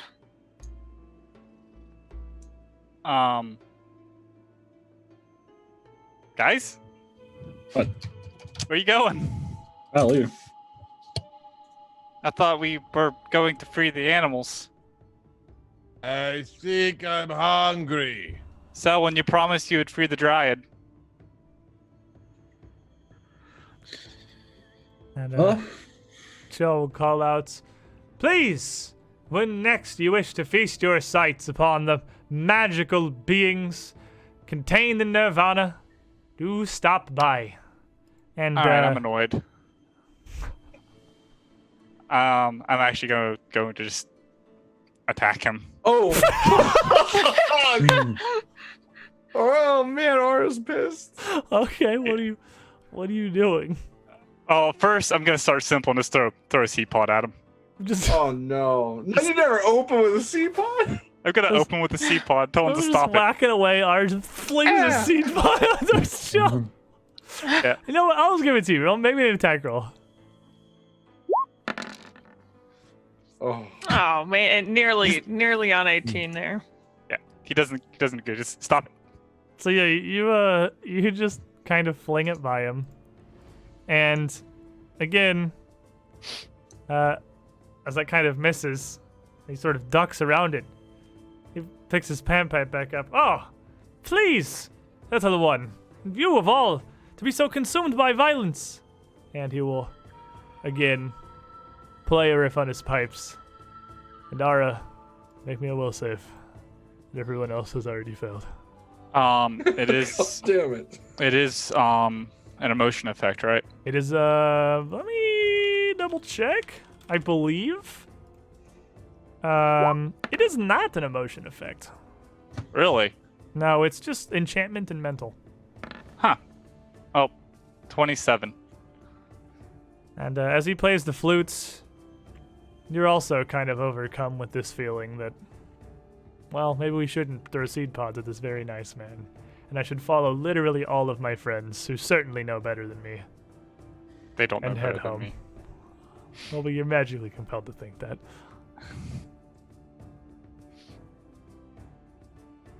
Well, that was a good day, guys. I really feel like we've accomplished a lot. So, Job done, yes. That's Mission accomplished. very So easy. the group of Grab you- some. We should grab some food on the way back. I'm so hungry.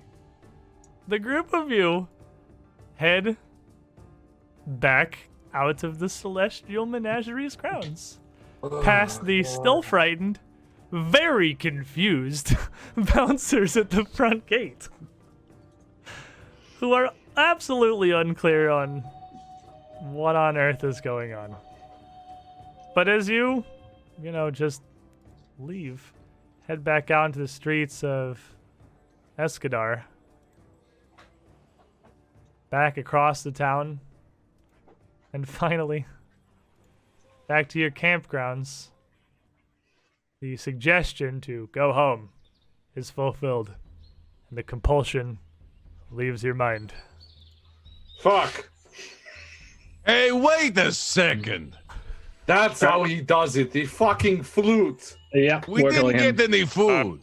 Okay, we're going, but I'll turn around fucking and start take off walking running. back. No, I'll start running. I'm right behind someone. I was about to say, I cast long shot around myself and start running as well. God damn it! I'm so pissed. I'm spitting on myself. I rolled. Oh my god!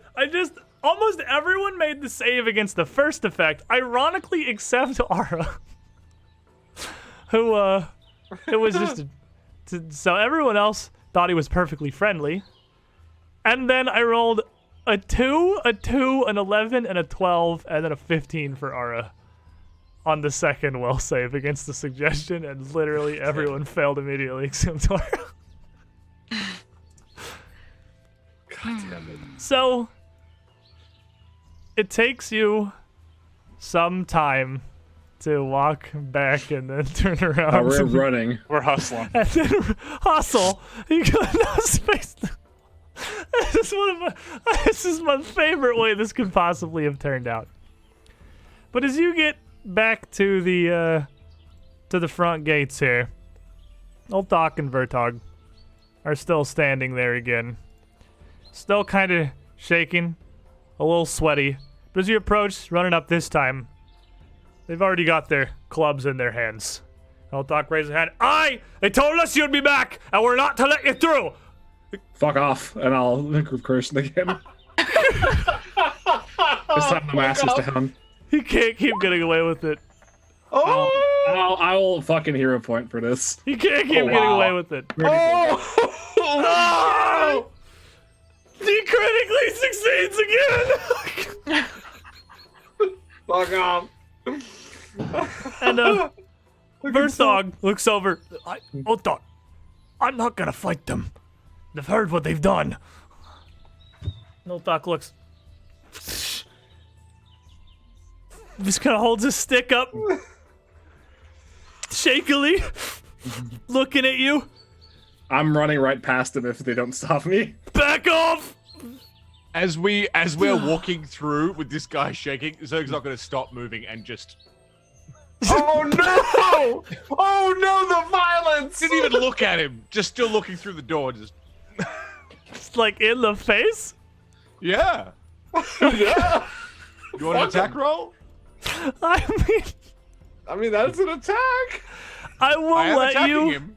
I will let you make this attack roll, like,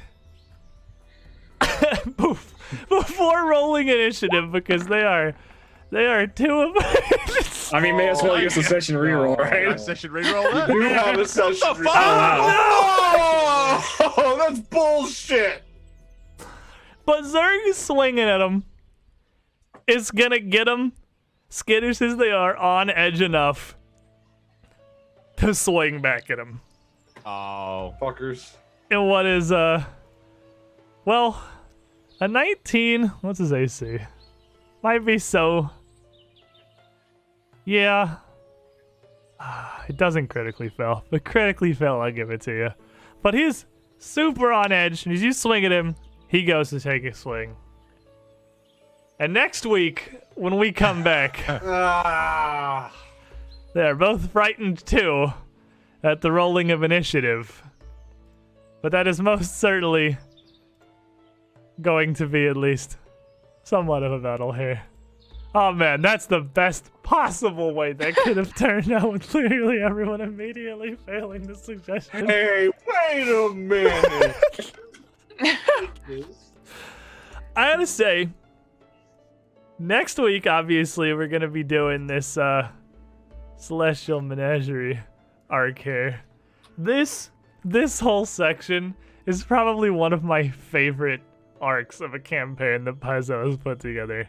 It is absolutely hilarious. At least to run. I think it's hilarious. I'm having a great time. This is only the beginning of the fiesta. It's gonna be the Celestial Menagerie grounds. So sorry we had that power dip and we had to lose an amount of our time there early on, everyone. But it gave us a real good spot. I mean, what we probably would have had is we would have been able to just run this fight and then stop with you guys coming back in and marching right over to that frickin' satyr to go kick him in his stupid satyr nuts. Oh, it's like my favorite ability ever. Because you don't know he's casting a spell. He can... And it's just toot toot magic flute. I mean, I even asked. I'm like, does he do anything with this fucking flute that I know? Yeah, because usually what he would do on the crowds is just cast charm a bunch of times, which just makes people calmer and happier and more engaged. You would never have seen that it had more power than that because he never would have cast suggestion through it while you were with him. But he can absolutely cast suggestion. Now it makes a lot of sense. Oh, thank you, everybody, for hanging out, sticking with our temp problems. Not only we have added a second one, I think, to Selwyn's fucking kill list. We gotta There's a list. Gonna murder the cat. I'm pretty sure we're gonna go murder a goat boy. But we'll do that next week. How else will I recruit the What? How else will I recruit the Pegasus? Good night, everybody.